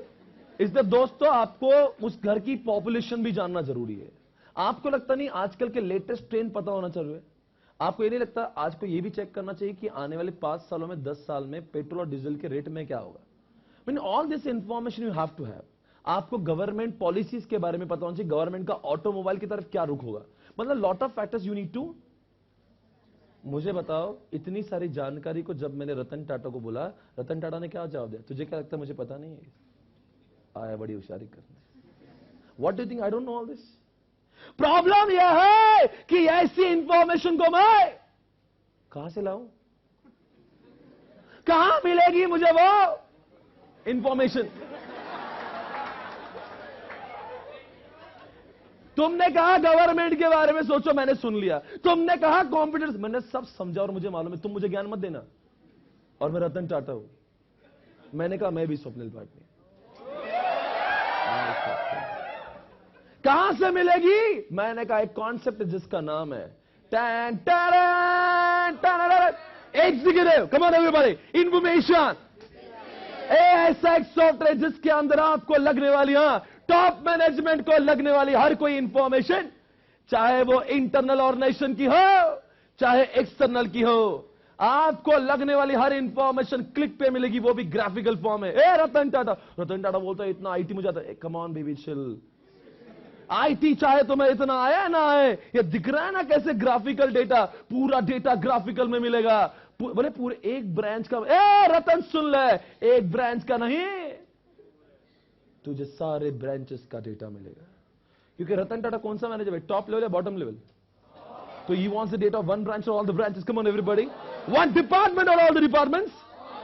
तो ये ऐसा अनोखा सॉफ्टवेयर है जिसके अंदर आपको एक डिपार्टमेंट की नहीं, मजे मतलब ढोकलो जवाब दो, ऐसा क्या दे रहे, प्रवचन दे रहा हो? हाँ, एक डिपार्टमेंट की नहीं, अरे एक ब्रांच की नहीं, और इतना ही नहीं, ऑफलाइन नहीं ऑनलाइन चलेगा। मतलब क्या? जैसे रतन टाटा की कोई भी क्या मत करो, रतन टाटा का कोई भी बिजनेस हो, चाहे वो टाइटन हो, चाहे टाटा का नमक हो, टाटा मोटर्स हो, या टीसीएस या स्टार बाजार हो, या तनिष्क हो, कोई भी, ये सब टाटा के बच्चे। इन सारा बिजनेस में जब भी कोई बाई करेगा, जैसे बाई किया, जैसे बच्चा तुम्हारा नाम क्या है? तन्मय ने अपनी गर्लफ्रेंड के लिए टाइटन की वॉच ली, वहां से बिलिंग हुआ, उसकी इंफॉर्मेशन रतन टाटा को मिली। सर ऐसा, हाँ, बहुत ऐसा सॉफ्टवेयर बना दिया जिसके अंदर ऑनलाइन, सर ऑनलाइन का मतलब क्या हुआ? This is no time gap, उधर ट्रांजैक्शन हुआ, इधर इंफॉर्मेशन मिली। एक डिपार्टमेंट की नहीं, हर डिपार्टमेंट, एक ब्रांच की नहीं, सारे ब्रांचेस कनेक्टेड है। इतना ही नहीं, अपनी ऑर्गेनाइजेशन की ही नहीं, मुझे तो गवर्नमेंट पॉलिसी की भी इंफॉर्मेशन यहां से मिलती है। मुझे तो कॉम्पिटिटर, सर कॉम्पिटिटर्स की इंफॉर्मेशन भी। अब देखो भाई, मैं अगर रतन टाटा हूं तो टाटा की इंफॉर्मेशन अगर मिलेगी तो इतना फायदा नहीं, पर मुझे ये भी पता होना चाहिए हुंडई क्या कर रहा है, मुझे ये पता होना चाहिए मारुति क्या कर रहा है। सर उनकी इंफॉर्मेशन भी मिलेंगी। हाँ, सर दूसरे ऑर्गेनाइजेशन के कैसे? सर मतलब अपनी ऑर्गेनाइजेशन की मिली तो हमने सुन लिया, उसमें कुछ बोला नहीं। दूसरे ऑर्गेनाइजेशन की कैसी इंफॉर्मेशन, और दूसरे लोग कैसे देंगे? अरे दूसरे ऑर्गेनाइजेशन की कॉन्फिडेंशियल इंफॉर्मेशन नहीं, ऐसी इंफॉर्मेशन जिसको देख के सिर्फ मुझे फायदा होगा, जैसे कि उसकी कार में कौन से फीचर्स है। सर पर ऐसी इंफॉर्मेशन आएंगी कैसे? मारुति देगा क्या? नहीं। All such information are available on online, मतलब गूगल पे अवेलेबल है, या बहुत सारी वेबसाइट्स बनी है। अगर ये मेरा सॉफ्टवेयर से लिंक्ड हो जाता है, कनेक्ट होता है, तो आजकल देखते हो आप, अगर आपने टाइम्स ऑफ इंडिया कोई सा एप्लीकेशन आपने डाउनलोड किया, जब भी कुछ आता है यू गेट अ नोटिफिकेशन। तो वैसा होता है, जब भी कुछ भी ऑनलाइन होगा, ईआईएस को नोटिफिकेशन मिलेगा, ईआईएस वो डेटा अपने आप से कैप्चर कर लेगा। मतलब इसके अंदर इंटरनल भी डेटा होता है, एक्सटर्नल भी होता है। It is a dashboard. कभी आपने गाड़ी के कॉन्टेक्स्ट में डैशबोर्ड वर्ड सुना है? जितने लोग कार चलाते हैं समझते, बताओ डैशबोर्ड का मतलब क्या होता है? आगे वाला। बेटा ऐसा कोई जवाब देता है? आगे वाला बोनट की बात कर रहा है, डोगले। आगे वाला मतलब क्या है? जो स्टीयरिंग के नीचे वाला जो हिस्सा होता है, जहां पे स्पीडोमीटर एवरीथिंग होता है, उसको हम लोग क्या कहते हैं? बेटा ध्यान देना, उसको क्या कहते हैं हम लोग? अब बताओ, अब बताओ, अब बताओ, अब बताओ, अब बताओ। हाँ, डैशबोर्ड को समझने ज्यादा टाइम लगता है, कम लगता है? ज्यादा कम लगता है। अब मैं ऐसे भी करता हूं ना, तो मुझे डीजल, पेट्रोल या हवा या गाड़ी का स्पीड सब कुछ ओवर, सब समझ गए। अगर ज्यादा टाइम लगने लगा ना, आप नीचे देखोगे फिर ऊपर जाओगे, ज्यादा टाइम लगता है। गाड़ी चलाते समय जो स्पीडोमीटर, उसको ज्यादा टाइम नहीं लगता समझने के लिए। It's so easy to understand. ज्यादा क्या लगने का, और ज्यादा लगने लगा ना, तो तुम नीचे देखोगे न जाने कितने ऊपर जाओगे। भाई और बहनों, ईआईएस के अंदर भी डैशबोर्ड होता है, जिसके अंदर गाड़ी के जैसे डैशबोर्ड होते हैं, वैसे ऑर्गेनाइजेशन के जितने भी डिपार्टमेंट्स है, सबकी परफॉर्मेंस इंडिकेटर वहां पे होते हैं। मतलब सर कोई भी डिपार्टमेंट का कोई भी डेटा पूरा आपको यहां पे ग्राफिकल फॉर्म में दिखेगा। आप एक झलक में पूरे ईआईएस को देख लोगे। आपको डिटेल में जानना है तो आप क्लिक क्लिक करके डिटेल में देख सकते हो, पर एक आपके सामने जो पिक्चर आएगा, उस पिक्चर में आप पूरा टर्नओवर, पूरा प्रॉफिट, पूरा इनकम टैक्स, सब कुछ एक झलक में देख पाओगे। अब मुझे बताओ, टॉप मैनेजमेंट को टेक्स्ट अच्छा लगेगा ग्राफिकल? क्यों भाई, क्यों? Sir graphical is always better and very easy to understand, इसलिए ईआईएस के अंदर टेक्स्ट कम होता है, बार चार्ट, पाई चार्ट, ऐसी इंफॉर्मेशन ज्यादा होती है। Sir bar chart, pie chart जो बनते हैं वो एक डिपार्टमेंट के बनते हैं, हर डिपार्टमेंट के। सर एक ब्रांच के बनते हैं, हर ब्रांच के बनते हैं। ऑनलाइन बनते हैं, ऑफलाइन? ऑनलाइन बनते हैं। एक बताओ सर, इजी टू अंडरस्टैंड है डिफिकल्ट? अरे भाई बताओ, इन्हें एक सवाल है, top management do you think is having expertise knowledge about computer? Yes और नो? जवाब is no, because they are having expertise knowledge about business and not about the technology. इसलिए ऐसे लोग जब अपने लिए सॉफ्टवेयर बनाने की सोचते हैं, वो चाहते हैं कि software should be user friendly. इसलिए ईआईएस कैसा बना हुआ है? You are not required to have expertise knowledge about computer. अगर आपको हल्का फुल्का कंप्यूटर आता भी है, still easily you will be able to understand the reports. समझ में आ रहा है? मतलब जब भी रतन टाटा जैसे लोग बड़े बड़े फैसले लेते हैं, और जब उनको इंफॉर्मेशन चाहिए, तो इंफॉर्मेशन को लाने के लिए भीख नहीं मांगेंगे, they just enter the ID password and they will get whatever they want. और ऐसे सॉफ्टवेयर का नाम है एग्जीक्यूटिव इंफॉर्मेशन। तो ईआईएस के नाम में लिखा है ऐसा जो सॉफ्टवेयर जो इंफॉर्मेशन दे, किसको? बिजनेस को नहीं अम्मा, यहां पे एग्जीक्यूटिव लिखा है, बिजनेस को। अम्मा नहीं बोला बेटा, अम्मा। अम्मा मतलब जो बड़े होते हैं, बुजुर्ग महिला को अम्मा कहते हैं। इधर में मेरे पास देखिए, आज मेरी आंखों में देखिए, इस चैप्टर के नाम में और इसमें क्या फर्क है? सर इस चैप्टर का नाम बिजनेस इंफॉर्मेशन सिस्टम, और मैं क्या पढ़ा रहा हूं अभी? मतलब ये आपको लगता नहीं executive is one of the part of business? तो बिजनेस इंफॉर्मेशन सिस्टम में पापा का नाम है, उसके 14 बच्चे हैं, उसमें से ये एक बच्चा है। ये बच्चा बना है स्पेसिफिकली फॉर किसके लिए? पर अभी तक मैंने आपको जो थ्योरी पढ़ाया, ये होता है वो होता है, अब वो प्रैक्टिकल देखने का समय आ चुका है। सर आप प्रैक्टिकल देखेंगे? मैं आपको ईएस को प्रैक्टिकल दिखाने जा रहा हूं। Check it out baby. Sir हम प्रैक्टिकल देखेंगे? हाँ सर सच्ची? देखो। हाँ आज फर्स्ट डे, बाद में मजे लूंगा। आपके सामने जो स्क्रीन चल रही है उसके अंदर एक नाम है। क्या नाम है? जरा ध्यान से देखिए स्क्रीन के ऊपर। नहीं उसके भी आसपास जरा देखिए, कुछ तो नाम होगा। ठीक है, अब मैं इस स्क्रीन को आगे बढ़ाता हूं। यह वीडियो है जो आपको ईआईएस के दर्शन करवाएगा। जो मैंने कहा वो ईआईएस, मैंने कहा ना हर चीज प्रैक्टिकल देखने मिलेगी।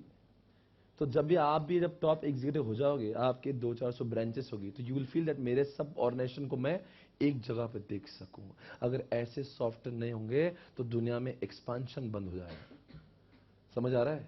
आप ही सोचो, जो लोग धंधा और बिजनेस करने में दुकान पे बैठते होंगे, उनको क्या प्रॉब्लम आती है। वो लोग शायद से बहुत अच्छे से कनेक्ट होकर समझ में, अरे ऐसी इंफॉर्मेशन मिल गई ना, वहां कसम ठोक देंगे। देखो वाह,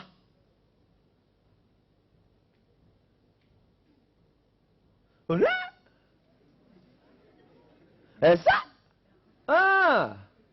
ग्राफिकल दिखता है, इजी टू अंडरस्टैंड। ये सब थ्योरी या प्रैक्टिकल दिख रहा है? ग्राफिकल दिख रहा है। ग्राफिकल नीचे यहां पे you will find turnover, profit, sales and all that, right?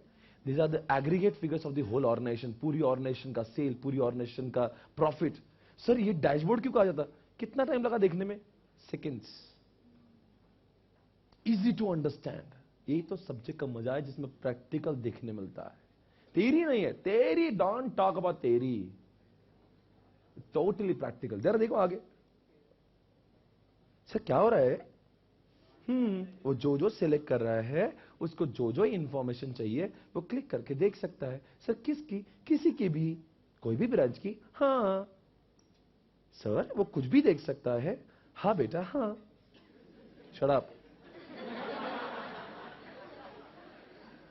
क्या है? क्यों हंसे आप? कुछ भी इंफॉर्मेशन बिजनेस की देख सकता है। भाई और बहनों, इसके पहले आपको मंथ वाइज दिख रहा था, पर उसकी इच्छा हुई, अगर उसको मस्ती है तो डिटेल में देख सकता है। ऐसा नहीं कि can not see data in detail. मैंने ये नहीं कहा, आप हंसो मत, मैं बहुत सीरियस टीचर हूं। मैंने ये नहीं कहा कि डिटेल्ड में नहीं मिलता, समरी में तो मिलता ही है। पर अगर आपको मस्ती है, अरे हो सकता है किसी मंथ को सेल कम हो गया, उसको देखना भाई कैसे कम हो गया यार, क्या रे तू समझता नहीं क्या सेल करता रहे। तो now he is checking day wise. इसका अर्थ क्या हुआ? प्राइमा फेसी डेटा समरी में होगा। आपको खुजली है, मस्ती है, आप उसको डिटेल में देख सकते हो। That's all. आगे देखिए, बुरा मत मानिए, होली है। सर ये फिगर्स देखो कंटिन्यूसली चेंज होते नजर आ रही है। हाँ अरे ये टर्नओवर तो बार बार चेंज हो रहा है, कैसे? बिकॉज ये ऑनलाइन है। जैसे ब्रांच में सेल होता है, या की फिगर्स अपने आप ऑटोमेटिकली चेंज हो जाती है। समझ में आ रहा है ना क्या कह रहा हूं? इसी को तो ईएस कहते हैं। सर यही कॉन्सेप्ट है। हाँ, अब इस किताब के कोई भी शब्दों को आप ऐसे समझ जाओगे। This concept is over, this is how I teach. अब मैं आपको ईएस कॉन्सेप्ट के ऊपर कुछ लिखवाऊंगा। इज्जत से किताबें खोलिए और जितने नहीं आप समझ लो, इस सब्जेक्ट के लिए एक नोटबुक तो लगी। छपरी काम करना मत, इससे उसकी नोटबुक में लिखेंगे मेरे सब्जेक्ट को इज्जत मिलना चाहिए। एक one separate notebook shall be made for this subject. पहली बात, इज्जत में एक नोटबुक चाहिए। और दूसरी बात, मुझे जो किसी ने वो स्टिक नोट्स लाए हैं क्या? प्लीज जरा देना, आपका मैं शुक्रगुजार रहूंगा अगर आप देंगे। बेटा दे दो, वापस दे दूंगा। नहीं लाए बेटा, मार्कर पेन है इधर। इतने पेन क्यों लाते हो? किसके लिए लाते हो इतने सारे? कहां मिलते हैं सारे? देख है आपके? ले ले बेटा, ले तू ले ले, सब में दे दे, गरीबों में। अरे इतने पेन है? हाँ जरा, ए बेटा क्या दिया रे, थोड़ा बड़ा चिट्ठी दो, दे दो प्लीज थोड़ा। अरे ढोकलो दो ना, क्या दिया है, दे बेटा दे वापस, भगवान भला करे, दे दो बेटा, दे दो बेटा, वापस दूंगा। मेरे जो किताबें हैं, वो जो किताब है ये मैगजीन पेपर है। इस पेपर पे आप डायरेक्टली जब लिखोगे तो उसको ऐसे मार्कर पेन से ही आपको लिखना होगा। अगर आपने गलती से बॉल पेन यूज की तो इसकी इज्जत लूट जाएगी। जैसे आप बुक को मिटाओगे वो स्प्रेड हो जाएगा, वो फैल जाएगा। प्लीज गुस्ताखी मत करना, 2-3 महीनों बाद वो पूरा बुक ही खराब हो जाएगा। तो don't ever use other pen, okay, only use, और ऐसे पेन बाजार में मिलते हैं। पर इसमें और भी, मैं आप बताओ, इस क्लास से 2 बातें बाहर जाती है, एक ब्रेन में और एक किताब पे। किस पे विश्वास ज्यादा है? किताब पर, क्योंकि ब्रेन भूलता है, किताब नहीं। इसीलिए जो भी मैं कहूंगा इज्जत से इस क्लास में लिखेंगे। आज से कसम खाएंगे, प्रतिज्ञा करेंगे कि जो भी सर कह रहे हैं मैं इज्जत से लिखूंगा, ताकि मैं क्लास के बाद में जब भी किताब खोलूं तो मुझे कॉन्सेप्ट समझ में आए। वरना अगर मैंने जो लिखा और आपने ढंग से लिखा नहीं तो प्रॉब्लम क्या होगा, जब आप रिवाइज करोगे आपको याद है। बिकॉज जो एग्जाम्पल्स मैं दे रहा हूं वो बुक में नहीं है, वो आईसीए की बुक में नहीं, तो इसलिए मैं आपको वो लिखवाऊंगा। Got it? वो इसी पेन से होगा। पर कभी कभी ज्यादा मैटर होता है तो फिर मैं आपको उस समय ऐसे चिट्ठियों का प्रयोग करने बोलूंगा। बाजार में 3 चिट्ठियां मिलती है, बड़ी, मीडियम और छोटी। ऐसे 3 चिट्ठियों को बाजार में आप खरीद सकते हो। ज्यादा खरीदने पर आपको डिस्काउंट भी मिल सकता है। मैं क्या सेल्स मैनेजर हो क्या ढूंढ लो? ये चिट्ठी को, हाँ मतलब क्या, ये चिट्ठी को ऐसे निकालकर किताब पर आपको ऐसे चिपकाना होगा और लिखना होगा। ये बुक की जो पेजेस है उसके ऊपर ठीक से चिपक जाती है। और अब क्या होता है, 2 तरीके से हम लोग लिखते हैं। सर आप बोलेंगे क्या बच्चों जैसी बातें कर रहे हो, आपको समझ नहीं रहा, don't know the importance of this. क्योंकि क्लास जब खत्म हो जाएगी और जब रिवाइज करने बैठोगे तो आपको यही समझेगा नहीं मैं रिवाइज कहां से करूं। अब 2 तरीके, बता बुक एक बहुत हो रहा है। अब देखो 2 तरीके से लोग क्लास की बातें लिखते हैं, मेरा आज तक का एक्सपीरियंस है। एक बच्चा होता है जो अलग से नोटबुक बना के लिखता है ना, और एक बच्चा होता है जो जहां पे लिखा है वहीं पे चिट्ठी चिपका देगा। तो मैं चाहता हूं सेकंड ऑप्शन अच्छा है। अगर मान लो ईआईएस है तो चिट्ठी फाड़ दो यहां से और उसको ईआईएस के बाजू में लगा दो। कल्चर के 2-2 किताबें हैंडल करने की जरूरत नहीं पड़ेगी। तो ये कलर पेज खोलो और ये नोटबुक खोलो, तो हमेशा आपको टैली करना पड़ेगा इसके वाला मैंने नोटबुक को कहां लिखा है। इसलिए ऐसे वैसा मत करो। आप क्या करो, ये चिट्ठियां लो और ईआईएस है ना, ईआईएस के ऊपर ठोक दो ऐसे, और उसकी बातें वहीं पे लिख दो। तो जब फ्यूचर में ईआईएस पढ़ोगे तो उसका डेटा वहीं पे मिल जाएगा। बाकी आपकी मर्जी है, मेरा काम है बोलने का। ऐसी मैं कभी नहीं चाहता हूं कि आपने नोटबुक पे सब, हाँ जिस दिन मैं नोटबुक कहूंगा तब नोटबुक पे लिखिए। जब फ्लो चार्ट आएगा तब आपको नोटबुक लगी। पर मोस्टली जो सारी चीजें हैं ये ऐसे स्टिक नोट्स के यूज करके हम लोग वहीं की चीजें वहीं पे लिखेंगे। Understood baby? Please write down, write down everybody. अभी आज ये स्टिक नोट्स नहीं, कोई बात नहीं, आपको नोटबुक पे लिखना होगा। Please give the heading executive information system. Come on everybody now, executive information.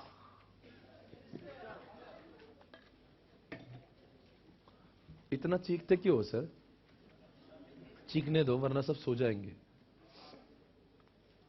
ये थ्योरी सब्जेक्ट को प्रैक्टिकल में बनाने के लिए और आपको जगाने के लिए मुझे चीखना पड़ेगा, वरना मैं ऐसे टोन में बोलूंगा ऐसे जैसे बोल रहा हूं तो आप 1 घंटे बाद बोलोगे कितना बोर हो रहा है। मुझे चीखने दो, जो लोग को थोड़ी बहुत नींद आती है वो भी उड़ जाते।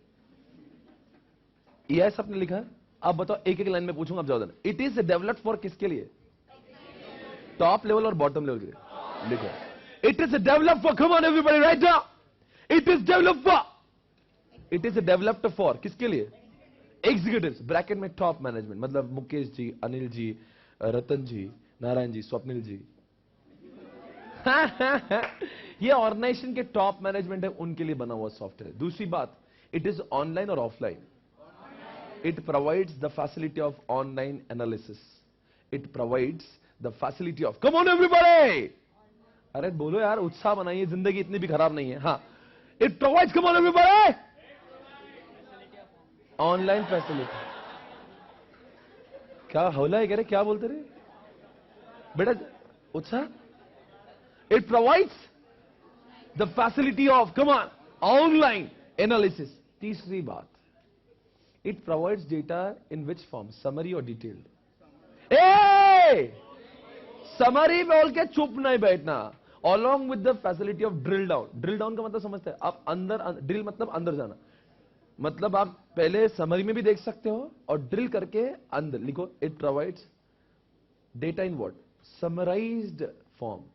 It provides data in summarised form. Hey along with बोलो बच्चों, along with the facility of drill down। drill मतलब DRILL, drill down मतलब down। इनको संभालो बेटा। चौथा पॉइंट, एक सवाल मैं पूछूं, इसका डेटा टेक्स्ट फॉर्म में होगा या ग्राफिकल पिक्टोरियल फॉर्म में होगा? ग्राफिकल पिक्टोरियल में, because it is very easy to write now. The data is shown in, data is presented in, come on everybody. क्या बेटा, क्या अटेंशन है आपका, I am so proud of you. Data is presented in graphical and pictorial form. ये lively class है, बहुत मजा आएगा मुझे आपको पढ़ा के। आप मरे हुए लोग नहीं हो, जिंदा दिल हो, बिल्कुल एनर्जी इस क्लास में। और कम ऑन एवरीबॉडी, ऐसा तो बाहुबली वाला जंग छिड़ गया अब। एक बात मैं पूछूं आपसे, इट प्रोवाइड्स इंटरनल डेटा और external also? Please write down. It provides, come on, it provides internal as well as external information. It provides internal as well as external information. अच्छा, इजी टू अंडरस्टैंड या difficult to understand? क्यों easy? नहीं, मैं आपसे पूछता हूं, why it has to be user friendly? Sir ये software किसके लिए बनाया है? टॉप लेवल, बेचारे को कंप्यूटर आता है, वो धंधे का एक्सपर्ट जरूर है पर कंप्यूटर का, इसलिए कैसा होना, लिखो it should be, come on everybody, AI should be what, come on, it should be user friendly, मतलब वो इजी टू यूज होना चाहिए। अच्छी बात है। ये बताओ, ये अपडेटेड होता है या आउटडेटेड? क्यों? ये सर जैसा ब्रांच में कुछ हुआ ना तो लगेज डेटा इधर आता है, लगेज रिपोर्ट्स अपडेट होते हैं, मतलब टॉप मैनेजमेंट को हमेशा लेटेस्ट, ताजा गरम। हाँ please right now. It provides updated information. It provides, come on, updated information. हो गया सर, लिखना खत्म हो गया? सर आप क्या करेंगे? हवन करेंगे। कौन बोला हवन करेंगे? हवन करने की बात कर रहा है। भाई और बहनों, अगले 2 मिनट में कॉन्सेप्ट खत्म होगा। स्क्रीन पे देखते हैं आईसीआई ने क्या बोला। आपके पास भी बुक होगा, देखिए आईसीआई ने क्या बोला। अब वो मैं आपके सामने एक एक लाइन पढ़ के दिखाऊंगा ताकि यह आपको समझ में आएगा जो इतने देर से हम लोग पढ़ रहे थे वो आईसीआई के बुक में भी लिखा हुआ है। चेक करिए एक बार, चेक करो। Read it out. Come on, read the first line. Come on, everybody now. Come on. The first line. Come on, everybody. And EIS is the nature of information system used by.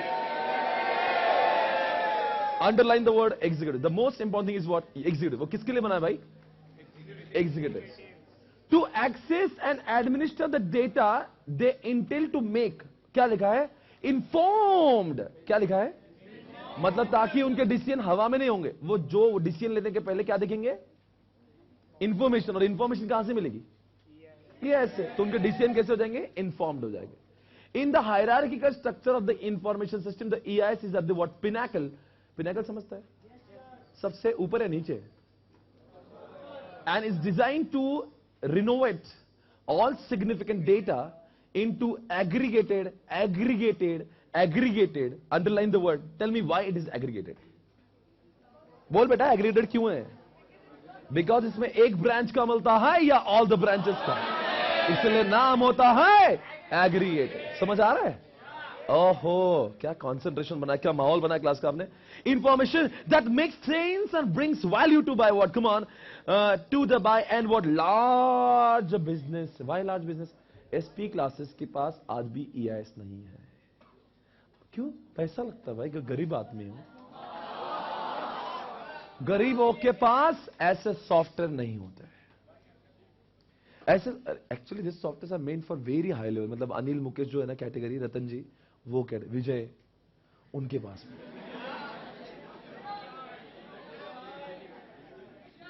दूसरी बात, come on everybody, check it out baby. As per the business dictionary, EIS is not a piece of hardware or software, but an infrastructure that supplies, क्या supply, come on, to firms, to the firms executive the up to the minute। मतलब ये example, मतलब क्या हो, ये हिंदी में मतलब होता है, ये ऐसा सॉफ्टवेयर जो टॉप मैनेजमेंट को अप टू डेट इंफॉर्मेशन देता है, और आपने देखा ही है। तीसरा point, the typical information mix presented to the executive में इंक्लूड फाइनेंशियल इंफॉर्मेशन, मतलब इसमें फाइनेंस की भी इंफॉर्मेशन होगी, वर्किंग प्रोसेस भी होगी, इन्वेंट्री भी होगी, सेल्स, आपको पता नहीं बातें बता, मैं सारे डिपार्टमेंट के नाम लिखा, marketing, sales, HR, all that, सारे डिपार्टमेंट की इंफॉर्मेशन क्यों होना चाहिए sir? This software is meant for किसके लिए? Top manager is the manager of one day, उसको फाइनेंस की इंफॉर्मेशन लगेगी, मार्केट की, बजट की, सेल की, सबकी, इसमें सबका नाम लिख के दे दिया आपके सामने। It may even suggest that what needs to be done but differs from decision support system। अभी ये पॉइंट जो है ना, ये मैं आपको बाद में पढ़ाऊंगा, जब वो डीएसएस में पढ़ाऊंगा, अभी डीएसएस पढ़ा है नहीं, जिसलिए पढ़ा नहीं सकता हूं। Next point, it is clear that EIS and special software is one of the important components of executive workstation and facilitates external database and internal operation, facilitate external database as well as what, बोलो मतलब क्या, it has the data of internal as well as what. पर external का मतलब external की खुफिया जानकारी नहीं, आप बोलेंगे मारुति का सब अंदर की, नहीं नहीं ऐसा नहीं, मारुति की सिर्फ वो बातें जो कॉन्फिडेंशियल नहीं, जो आसानी से नेट पर मिल जाती है, समझ गया? It contains what, internal as well. Come on everybody, अगला पॉइंट ये रहा आपके सामने, come on come on come on come on. Alternative net of EIS का नाम एग्जीक्यूटिव सपोर्ट सिस्टम, बिकॉज वो एग्जीक्यूटिव को सपोर्ट करता है, अंडरलाइन द वर्ड सपोर्ट, इसको सपोर्ट भी कहा जाता है। EIS is able to link data from various sources, both internal and external, to provide the, क्या बोल रहे हैं, EIS is able to link data from various sources। किसको हिंदी समझता है क्या? इसका हिंदी में मतलब बताओ, लिंक फ्रॉम वेरियस सोर्सेज का मतलब क्या है? मतलब इसके अंदर जो डेटा आता है ना, वो बहुत सारी ब्रांचेस से, बहुत सारे डिपार्टमेंट से, इंटरनेट से, सब जगह से लाके वो ऐसे रिपोर्ट्स बनाता है। सही बोल रहा है ना? मतलब उसका सोर्स एक नहीं है, मल्टीपल है, सारे ब्रांच, सारे इंटरनेट की वेबसाइट्स है, वहां से डेटा आता है। This systems are design for, क्या बोल रहा है, घड़ी घड़ी वही बोलता है, टॉप मैनेजमेंट के लिए बना है, इजी टू यूज है, present information condensed, condensed view समझता है, मतलब कॉम्पैक्ट, मतलब कि समराइज व्यू में आपको समझ गया होगा। अब बताओ, ये थ्योरी समझने में डिफिकल्टी आई क्या? क्यों नहीं आई भाई? प्रैक्टिकल देख लिया ना अब। तो इस तरह से सारे कॉन्सेप्ट आप बोलेंगे। अब आपको EIS कोई भी पूछेगा क्लास की बाहर भी, तो आप उसको लेंगे, रुक के जवाब नहीं देंगे। जब जैसे जिस मोमेंट पे आपको वीडियो याद आ जाएगा, तो बोलेंगे ये तो सब मुझे पता है। और यही चाहते हैं हम लोग, एक एक कॉन्सेप्ट के ऊपर इस तरह से पकड़ बनाएंगे कि वो प्रैक्टिकल दिमाग में आ गया तो थ्योरी अंदर से बाहर निकलेगा। अब दूसरा आज का कॉन्सेप्ट देखेंगे, एक 15 मिनट में एक कॉन्सेप्ट हो जाएगा मेरा। बोलो है क्या, तैयार हो आप? Are you there everyone? क्या यार आप, मतलब मैं तो एक्साइटेड हूं, मैं तो ऐसा लग रहा है मैं कितना पढ़ा हूं आपको, क्या एनर्जी है आप लोगों में। और आप सवेरे से क्लास कर रहे हो क्या? पहली क्लास है कि सवेरे से क्लास कर रहे हो? मतलब ये जो एनर्जी, 1 बजे जब बहुत भूख भी लगी है, सोचिए कितना, मतलब ये जस्ट अमेजिंग। एक बार जोरदार ताली आप सभी के लिए, क्या बात है, ऑसम है, सुपर फैंटास्टिक। क्या हो गया? अभी जाना था, क्या कर रहे हो मामा? क्या चाहते हो आप? ये ठीक करना है, अभी जाना तो यार। नहीं नहीं 15 मिनट बचे, आप संभालो मुझे, ठीक है। इसके अंदर एक कंपोनेंट्स लिखी, मैं बाद में पढ़ाऊंगा। और अभी मैं टीपीएस पर, टीपीएस का ये क्या लिखा हुआ, क्या नाम है इसका? Transaction processing, transaction. क्या आपको लगता, क्या आपको लगता है हर कोई बिजनेस में दिन ब दिन कुछ ना कुछ तो ट्रांजैक्शन चलता ही है?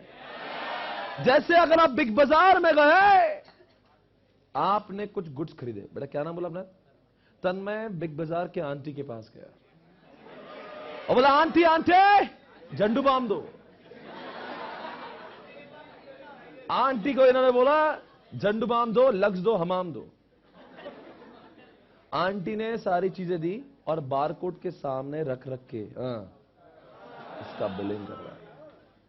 अगर यही इंसान अगर आसपास की छोटी किराना शॉप पे जाता, जहां पे आजकल पूना में राजस्थानी लोगों की शॉप होती है, अगर वहां जाता तो आपने इस तरह का पेन देखा होगा। ऐसा रख के वो लोग ऐसा लिखते और टोटल करते। बताना बिग बाजार में और इनमें क्या फर्क है? ट्रांजैक्शन तो इधर भी हो रहा है, ट्रांजैक्शन तो उधर भी हो रहा है। What is the difference? Come on everybody now. Sir इधर सिस्टम का इस्तेमाल नहीं हुआ, यहां पे मैनुअल सिस्टम से काम हो रहा है इस किराना दुकान पे। पर अगर मैं बिग बाजार जाऊं, मैं पुणे सेंट्रल शॉप पर स्टॉप जाऊंगा, तो यहां पे बिलिंग करने के लिए कम ऑन एवरीबॉडी नाउ, आजकल इंसानों की जरूरत नहीं है, वहां पे बारकोड सिस्टम होता है। सर वो जो कर रही है, झंडूबाम दे रही है इस तन्मय को, क्या वो एक ट्रांजैक्शन है? क्या किसी को माल बेचना? इस क्लास में शायद से शब्दों का प्रयोग मुझे ठीक से करना होगा, तुरंत डबल मीनिंग चालू हो जाती है। किसी भी ग्राहक को कुछ भी गुड्स देना है, अब ठीक होगा शायद से, तो बारकोड सिस्टम का नहीं, रुकिए बेटा, बारकोड सिस्टम का इस्तेमाल हुआ। ट्रांजैक्शन को रिकॉर्ड करने के लिए पहले बिल हाथ से बनाए जाते थे, अब कंप्यूटर से बनते हैं। इसलिए ऐसे ट्रांजैक्शन को प्रोसेस करने वाला जो बिलिंग सॉफ्टवेयर है, उसका नाम भी क्या होगा? कम ऑन एवरीबॉडी, ट्रांजैक्शन। इस विश्व में कोई भी जगह पे ट्रांजैक्शन होता होगा और वो रिकॉर्ड करने के लिए कोई भी सॉफ्टवेयर का इस्तेमाल होता होगा, उसका नाम हो जाता है ट्रांजैक्शन, प्रोसेसिंग। सर आपकी ऑर्गेनाइजेशन में भी कोई आप ट्रांजैक्शन होता है? हाँ, आपकी ऑर्गेनाइजेशन में आप जैसे छात्र जब मेरी ऑर्गेनाइजेशन में एडमिशन लेते हैं, तो मेरे लिए वो एक ट्रांजैक्शन है। सर मतलब हम एडमिशन ले रहे हैं तो एक ट्रांजैक्शन है? ऑब्वियसली मेरी ऑर्गेनाइजेशन में ट्रांजैक्शन है। क्या आपको लगता है मैंने आपको जो जो एडमिशन दिए हैं, क्या मैंने उसको रिकॉर्ड करना चाहिए बच्चों? क्यों? क्यों? चिल्लाओ मत। सर आप चिल्ला, मैं नहीं, मैं पूछ रहा। बताओ मैं ट्रांजैक्शन को रिकॉर्ड नहीं करूंगा, आपकी क्या जबरदस्ती है? मत करो मतलब ये जवाब दोगे आप? बदतमीज बालिके, वो जी सर मत करो, आपके ऑर्गेनाइजेशन है। आपसे सवाल पूछूंगा, क्या जो ट्रांजैक्शन मैंने एडमिशन जो दिया है, क्या उसको रिकॉर्ड करना जरूरी है? क्या होगा यदि मैं उसको रिकॉर्ड नहीं करता? What will happen? Come on, what are the consequences? ठीक है, I don't want to maintain the record of transaction, why you are forcing me to record? क्यों? एविडेंस। बिल्कुल सही जवाब आ रहा है कि सर आपको कैसे समझेगा आपकी ऑर्गेनाइजेशन का परफॉर्मेंस कैसे है। कल चल के मुझे सर्विस टैक्स भरना है और मुझे यही पता नहीं मैंने कितना स्टूडेंट का फीस लिया है, तो how would I know how much service tax to be paid to the government department, right? अगर मुझे इनकम टैक्स देना है, I should have record, right? Otherwise I will not be able to make any decision. इसलिए जितने भी transaction होते हैं मित्रा, वह सारे ट्रांजैक्शन को रिकॉर्ड करना बेहद जरूरी है। और ऐसे ट्रांजैक्शन रिकॉर्ड करने के लिए अगर मैं कोई सॉफ्टवेयर का इस्तेमाल कर रहा हूं, उसका नाम हो जाएगा ट्रांजैक्शन। सर मतलब आप भी कोई सॉफ्टवेयर का इस्तेमाल कर रहे हो? हाँ हाँ हाँ हाँ हाँ। ये ओ माय गॉड, आपके सामने स्क्रीन पे जो दिख रहा है, टैन टैन टैन, यहां पे भारत का छात्र जाकर अपने एडमिशन लेता है। अगर मान लीजिए इस बच्चे को एडमिशन लेना है, तो यहां पे जाएगा, ये ऑनलाइन सिस्टम है, मैं जितना टेक्नोलॉजी की बात करता हूं वो सारी टेक्नोलॉजी में यूज करता हूं। और आप वो सौभाग्य लोग हो कि आपको ये ऑनलाइन देखने मिल रहा, वरना थेरी रह जाती। जरा सोचिए, अगर आप सीए फाइनल या आईपीसीसी किसी का एडमिशन ले रहे हो, for example you are taking admission for IPCC, okay, right? You are taking admission for any city, right, of India. These are the various cities of India. Right now, I want to take the admission for what? Dubai. Oh my God! You want to go to Dubai?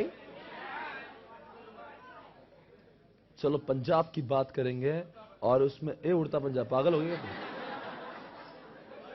भाइयों बहनों, ये आपके सामने कौन सा शहर है भाई?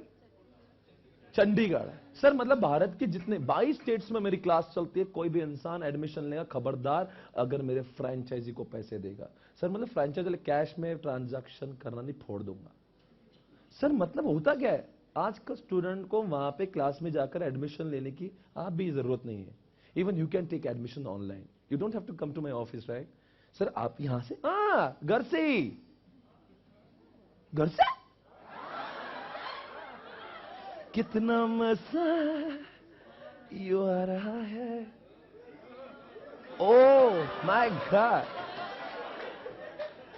डांस से देखिए नंबर ऑफ बैचेस आपके सामने प्रस्तुत हो रही है। सर ये मतलब जो भी स्टूडेंट किसी भी बैच में एडमिशन लेना चाहता है, वो आईटीएसएम कॉम्बो हो, आईटीएसएम कॉम्बो जो लिखा है, आईपीसीसी ऑडिट हो, एडवांस अकाउंट्स हो, जो भी उसको एडमिशन लेना है वो यहां से ले सकता है। For example ITSM combo dance देखिए, और यहां पे इसका बैच का तारीख क्या है भाई? इसकी बैच चल रही है 20 मार्च। ये बैच तो हो चुकी है, मैं दूसरी बैच में लूंगा।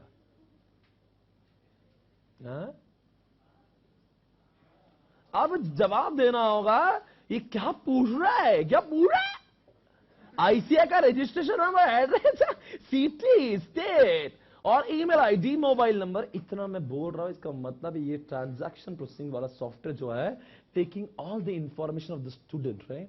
और जैसे मैं ओके करता हूं, पेमेंट करता हूं, this transaction will become successful. Sir आप क्या पढ़ा रहे थे? टीपीएस। अब ये क्या पढ़ा? ये भी लाइव टीपीएस चल रहा है आपके सामने, क्योंकि एडमिशन मेरे लिए एक ट्रांजैक्शन है। आप जैसे छात्र जो यहां पे आके एडमिशन लेंगे, तो इस सॉफ्टवेयर का नाम हो जाएगा ट्रांजैक्शन। सर अगर यहां पे हम लोग कुछ डेटा देंगे, आई एग्री पे नाउ, तो वो भी इसके बाद में आपको पता, वो पे नाउ मतलब debit card and all that, वो ऑप्शन पूछेगा, वो एंटर करेगा और ट्रांजैक्शन हो जाएगा। है रिसीट भी मिलेगी। रिसीट मिले मतलब क्या, रिसीट पे कुछ प्रॉब्लम है? ऑब्वियसली रिसीट मिलेंगे मुन्ना। चलो मैं आपको बातों में कुछ और पढ़ा देता हूं। सर सुनो ना, ओ सर, ये जो डेटा है, ये एडमिशन जब लोग लेंगे तो फिर उनका एडमिशन आपको दिखेगा। ऑब्वियसली मैं यहां बैठ के सारे रिपोर्ट्स देखता। भारत भर में जितनी भी जगह पे जो ट्रांजैक्शन हुए हैं, देखो पहले जब मैंने फ्रेंचाइजीज चालू की थी 2014 में, तब मैं ट्रांजैक्शन प्रोसेसिंग सिस्टम का इस्तेमाल नहीं करता था। सर क्या होता था, पहले लोग जाके वहां पे एडमिशन लेते थे, वो मेरे बैंक में डिपॉजिट करते थे। मैंने सोचा ये सब नहीं चाहिए, I want to make them integrated, सब एक ही जगह पे चाहिए। तो आई इंट्रोड्यूस्ड टीपीएस, और उसके समय ट्रांजैक्शन, सर मेरे इंसानों की जरूरत नहीं, मेरे ऑर्गेनाइजेशन में अगर एडमिशन वाला नहीं भी बैठा मैं बोलूंगा जा भाई तू घर से ले ले, तो students are happy to take admission at home only. आजकल जैसे अब सर, चलो मैं एक सवाल पूछूंगा, सही विजेता को बहुत बड़ा प्राइज मिलेगा। आईफोन 6 कौन बोला? तू मुझे बर्बाद होते देखना चाहता है? गरीब आदमी से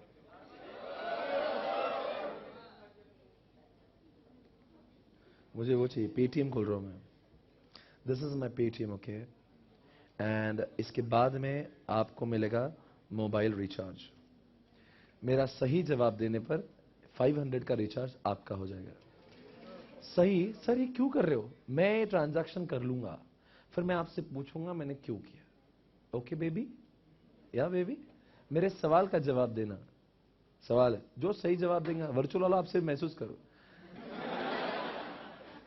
आपसे मेरा सवाल है मित्रा, ईएस के ऊपर कोई भी 3 लाइन बोलकर बताओ। जो पहले हाथ ऊपर करेगा सवाल उसको पूछेगा। चिंटी आप खड़े हो जाइए। It is for executive, 1 point झालेला है। दूसरा point, it provides up to date. क्या बहुत आगे जा रही हो आप, वैसे आगे हो। तीसरी बात, इट इज ऑनलाइन। एक बार तालियां ठोको इनके लिए, क्या बात है। और ये रिचार्ज आपका होने जा रहा है। क्या नाम है मोहतरमा आपका? प्राची चौड़िया जी। कहां से आए हो आप? पुणे से। बहुत बहुत स्वागत है आपका शो में। एक बार तालियां प्राची को। प्राची आपका मोबाइल नंबर प्रीपेड होगा तो जरूर प्लीज शेयर करिएगा। ए नंबर बोले सर, नंबर बोला बेटा। 9822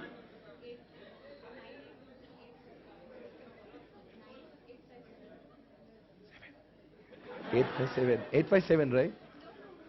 क्या बोल रही है? जान दो। 9822।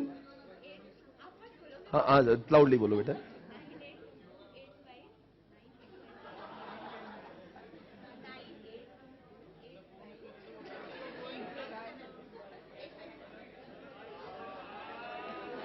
अब तो 6 डिजिट। लो न जाने क्या 9 डिजिट का नंबर बोल रही है। अच्छा बेटा बोलो, मुझसे ही मुझे सुनाई नहीं दे रहा आजकल।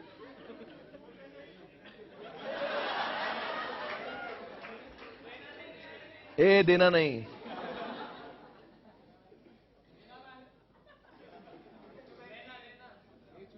ए चुप करो बच्चों। यहां पे वो पूछ रहा है करंट ऑपरेटर कौन सा है? कौन सा है वो? आइडिया। और ये अमाउंट भी पूछ रहा है।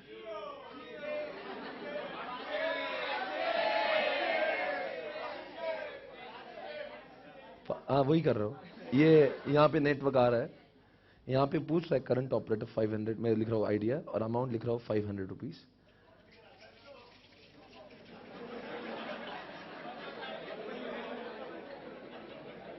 सब लूटने को बैठे मुझे, बोले मोहब्बत में 1000 कर दो। और मैंने ये पेमेंट कर दिया है। Proceed to payment 500। सर आपने डेबिट कार्ड का इंफॉर्मेशन, मेरा पेटीएम का वॉलेट है। I have used wallet and I made the payment. अब इनको रिचार्ज मिलेगा। मुझे आपको क्या दो क्या? अरे मिलेगा ना, तुम लोग शांति है क्या नहीं? और तुम भी ऐसी शक भरी निगाहों से क्यों देख रही हो मेरे पास?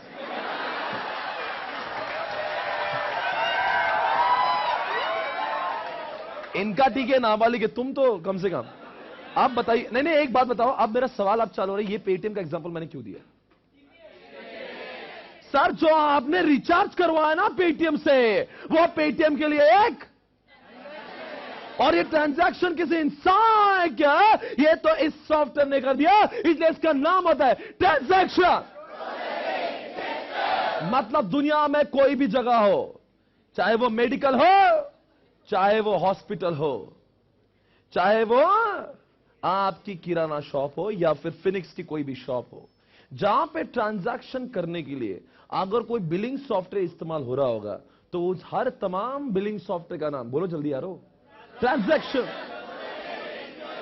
आज का दूसरा सवाल सही जवाब देने पर बाहुबली 3 के 3 टिकट्स आपको मिलेंगे।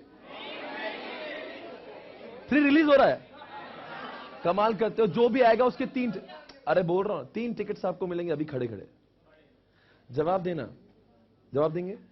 एटीएम क्या ये ट्रांजैक्शन प्रोसेसिंग सिस्टम है क्या? हाँ ना? हाँ तो पूरे इंडिया को मालूम है। प्रूव करो कैसे। क्या एटीएम ट्रांजैक्शन प्रोसेस करने में मदद करता है क्या? Anybody is very confident about this. Sir नहीं मुझे मालूम है ट्रांजैक्शन होता है, एटीएम में जाता तो ट्रांजैक्शन होता ही है। बेटा आप खड़े हो जाइए। ट्रांजैक्शन, आप एटीएम से कभी पैसे निकाले हो? कौन था वहां? कौन था मतलब? मैं अकेला गया था। कभी आप गए, कार्ड इंसर्ट किया, क्या हुआ उसके बाद? वो सब हुआ, पैसे मिले क्या? मिले। कितने पैसे निकाले पिछली बार? 500। कहां गए थे? बताइए। 1 मिनट में 500 रुपए निकाले। आप जो कह रहे हो, क्या वो 500 रुपए एक ट्रांजैक्शन है? कोई आंटी बेटी थी आपके नाम पे डेबिट करने के लिए? सच्ची बोलो, सच्ची बोलो, आंटी थी क्या नहीं वहां पर? अंकल? नहीं दूसरा सवाल तो सुन लीजिए। आपके नाम पे डेबिट हुआ क्या? कब आपको महसूस हुआ है? विद इन ए सेकेंड महसूस हो गया आपको? वाह, पैसेज आ गया ना आपको। और मैसेज किसने किया और आपके नाम पे ट्रांजैक्शन को डेबिट किसने किया? ये एक सॉफ्टवेयर जिसका नाम है एटीएम, और एटीएम का ये सॉफ्टवेयर आपके नाम पे एक जमाने में जो काम आंटी कर रही थे मित्रों, वो अब कौन कर रहा है? ए अंकल, अंकल नहीं डोगले, पहले आंटी कर रही थी, मंगल कर रहे। तुम यही हो, बर्बाद हो, बकवास बोलता है। बताओ बच्चों कौन कर रहा है ये काम? एटीएम। मतलब एटीएम ने विड्रॉ का ट्रांजैक्शन किया, मतलब एटीएम बन गया ट्रांजैक्शन को प्रोसेस करने वाला एक सॉफ्टवेयर। तो नाम हो गया ट्रांजैक्शन। चलो एक बात पूछ लेता हूं मैं। नहीं मेरे सवाल का बेटा, थैंक यू वेरी मच। आप विश्वास कर, दे रहा हूं। अगर मैं तुम लोग आग लगाओ। और वो बोल रहा है बुक कर पहले। बेटा महिले, यहां पे देखना, ये बुक माई शो आपके सामने है। अगर मैं बुक माई शो की बात करूंगा तो क्या ये भी ट्रांजैक्शन प्रोसेस है?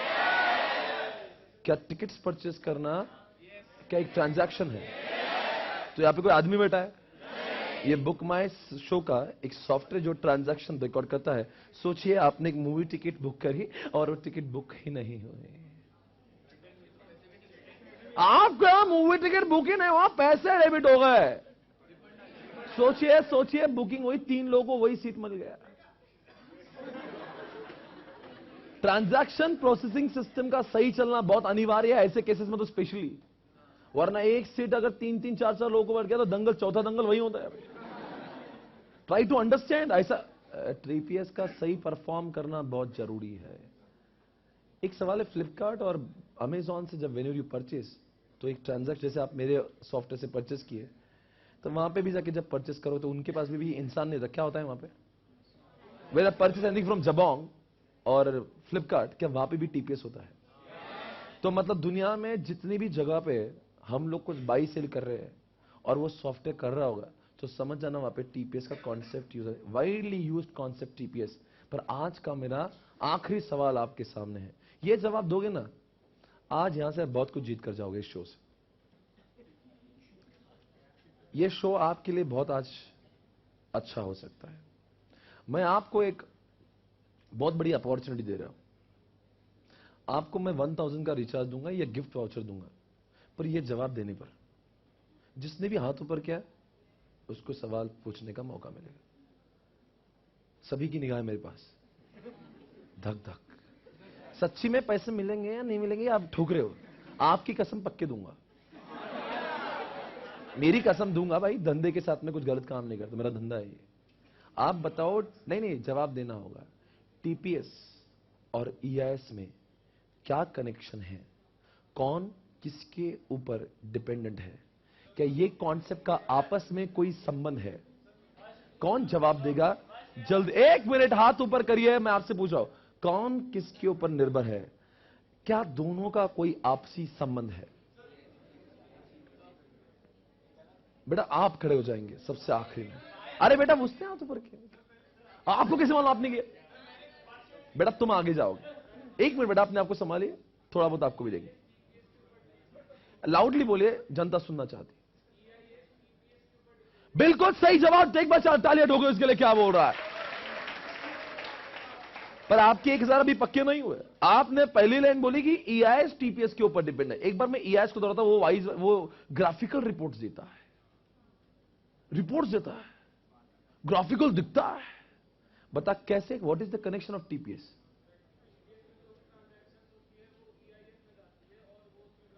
क्या बोल रहा है ये बच्चा? हीरा है, हीरा मेरा बच्चा। बेटा आप बहुत आगे जाओगे जिंदगी में। क्या नाम है आपका? शिखर पे पहुंचोगे। ये शिखर कह रहा है कि अगर ट्रांजैक्शन प्रोसेसिंग सिस्टम में अगर ट्रांजैक्शन ही डाले नहीं होते, जल्दी बताओ।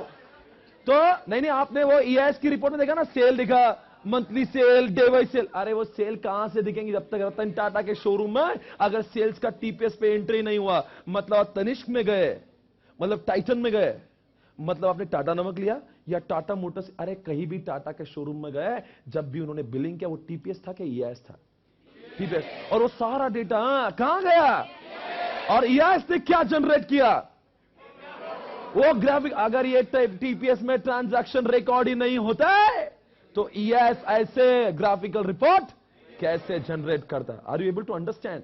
दे आर हाईली कनेक्टेड, दोनों एक दूसरे के साथ में। अगर ट्रांजैक्शन लिखेंगे नहीं तो ग्राफिकल रिपोर्ट कैसे बनेंगे? बोलो, EIS is an extension of TPS, no TPS. एक सवाल पूछूंगा, अगर दुनिया में, शिखर जवाब दे, अभी तक पैसे नहीं मिल रहे। टीपीएस है तो फिर ईआईएस की जरूरत क्यों है? ट्रांजैक्शन तो रिकॉर्ड हो ही गया। तो क्या होगा? टॉप मैनेजमेंट टीपीएस को यूज करेगा।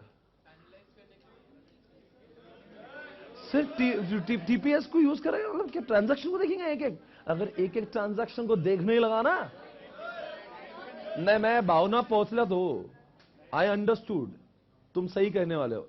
आज बेटा तू बोल ही दे, चल बेटा 800 रुपए देखो, 200 रुपए इसको, खड़े हो जा रहे। अरे चल 300 ले यार भाई, चल कर 300 रुपए ले रहा है कि नहीं ले रहा? खड़े हो जा रहे। एक बात है, ये बार्गेनिंग कर रहा है। अरे तू क्या जवाब, जल्दी से जवाब दे, बोल भाई।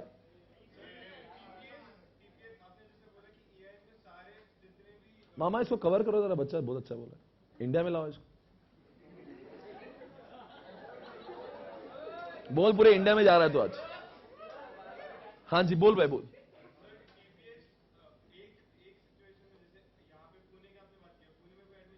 हाँ तो टीपीएस एक एक का डेटा कलेक्ट कर रहा है।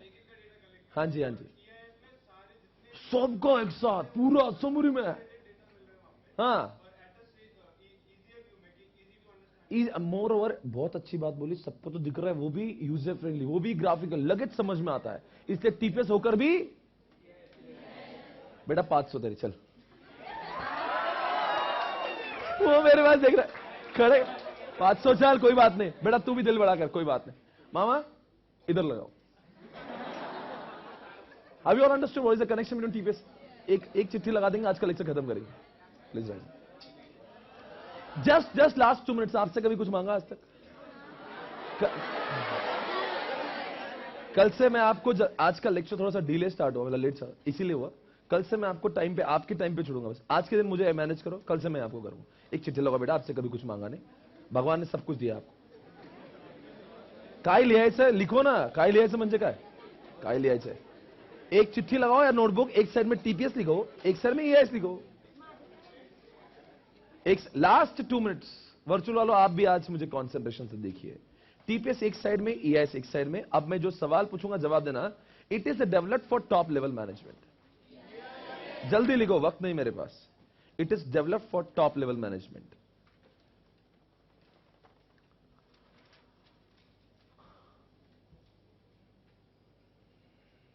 It is developed for bottom level users. एक मिनट बताओ ना, कभी आपने बिग बाजार के शोरूम में किशोर जी को देखा है? और टाटा मोटर्स के शोरूम में नैनो को बेचते हुए रतन टाटा को देखा है? मतलब बिलिंग करने वाला काम टॉप लेवल का नहीं होता, बिलिंग करने का काम वहां के जो बॉटम, बराबर ना? आप कोई भी मॉल में जाओगे तो वो जो आदमी रहता है वो बॉटम लेवल है, तो it is meant for bottom level. It is develop for bottom level. कहां पे लिखा आपने ऐसे bottom level? TPS. EIS is an extension of TPS. Extension समझता है? उसी को डेटा लेकर बनाया हुआ। EIS N extension of TPS.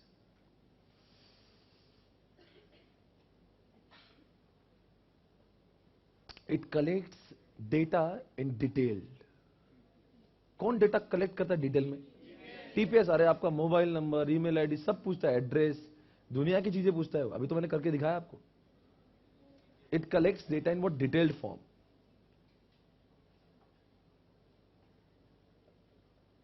It is in pictorial form. Here, it is in pictorial form, comma, graphical form.